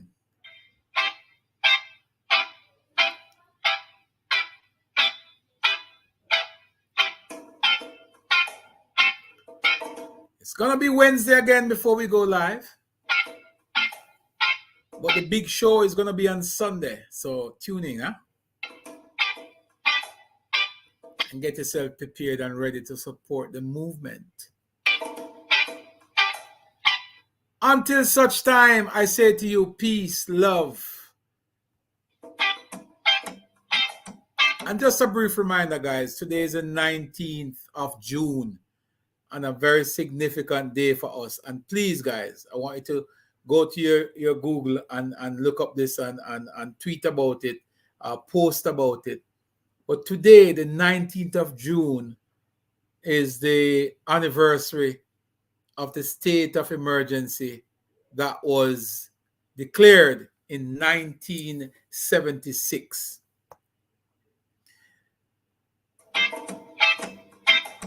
So in 1976, when the People's National Party ruled Jamaica, they declared a public state of emergency where they lock up their opponent and call a general election. Today, the 19th of June, is that day back in 1976 when that was done to the Jamaican people. So make no mistake about it. Make no mistake about it. This day is a historic day for us as Jamaicans. It was the first time that a public state of emergency was utilized to lock up an opponent in this country, a practice that was only done by communist countries and dictators all over the world. But like they say back in those days, welcome to the People's National Party. Truth pressed to earth will always rise, my friend. I leave you with the words of the great man himself, Dennis Emmanuel Brown, that says, no man is an island, no man stands alone. Each man as your brother and each man as your own. 47 years ago, on this day, the 19th of June, 1976, the declaration of a public state of emergency where people like Pernell Charles, people like Babsy Grange, people like Yap Sang, all those men and women were arrested. Some were sent into exile. Babsy Grange in particular, when released from custody, was ushered to the Norman Manley Airport and told to go off and never return to this country.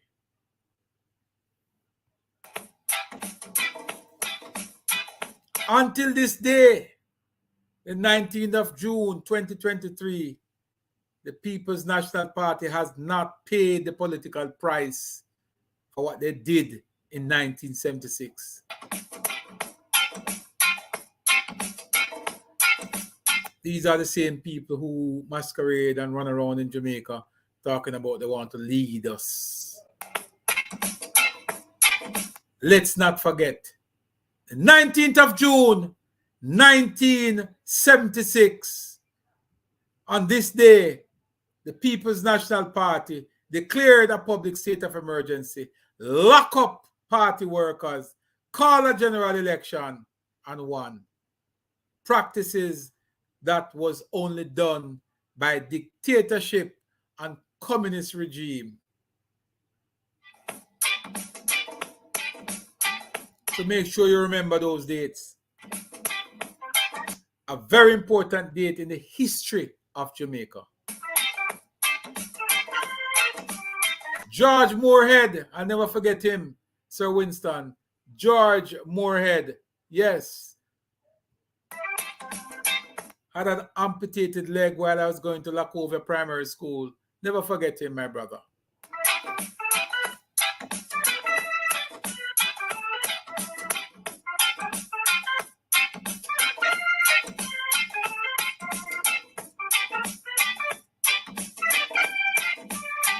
My father gave me that history and told me about some of the stuff that took place then.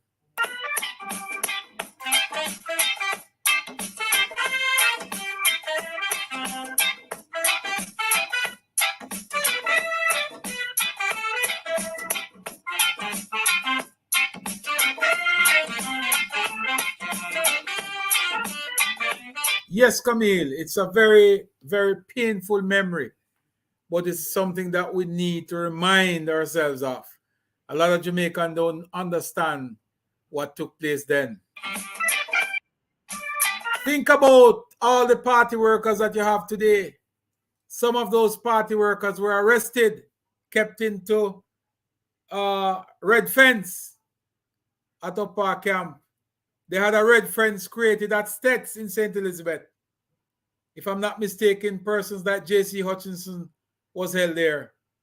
They were coming after people like Dr. Horace Chang and many others in Montego Bay because they accused the Jamaica Labour Party of organizing to overthrow the government.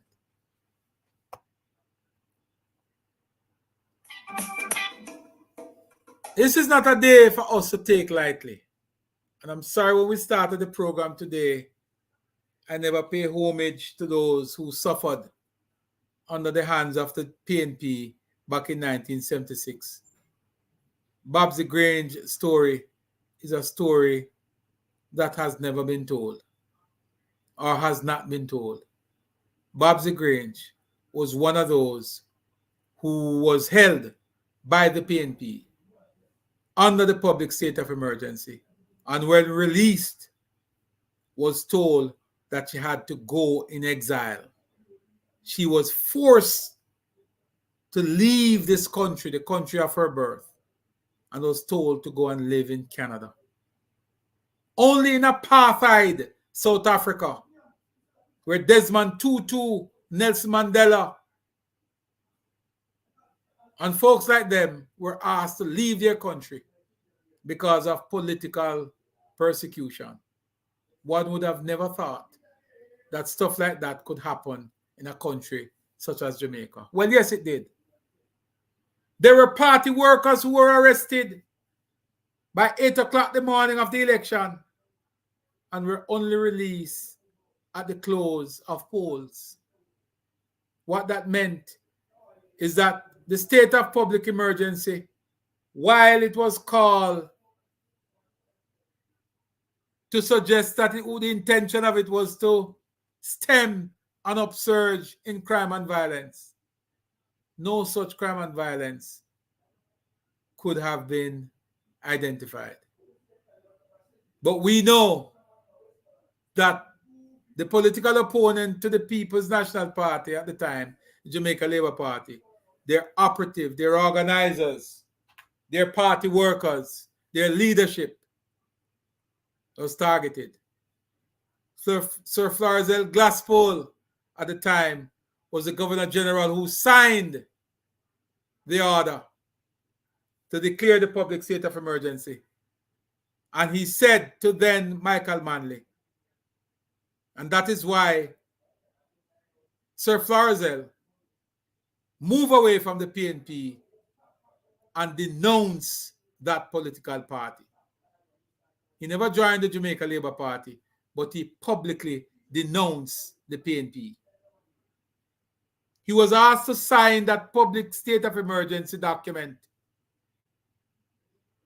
under duress, and he signed it on one condition, that they did not arrest the leader of the opposition.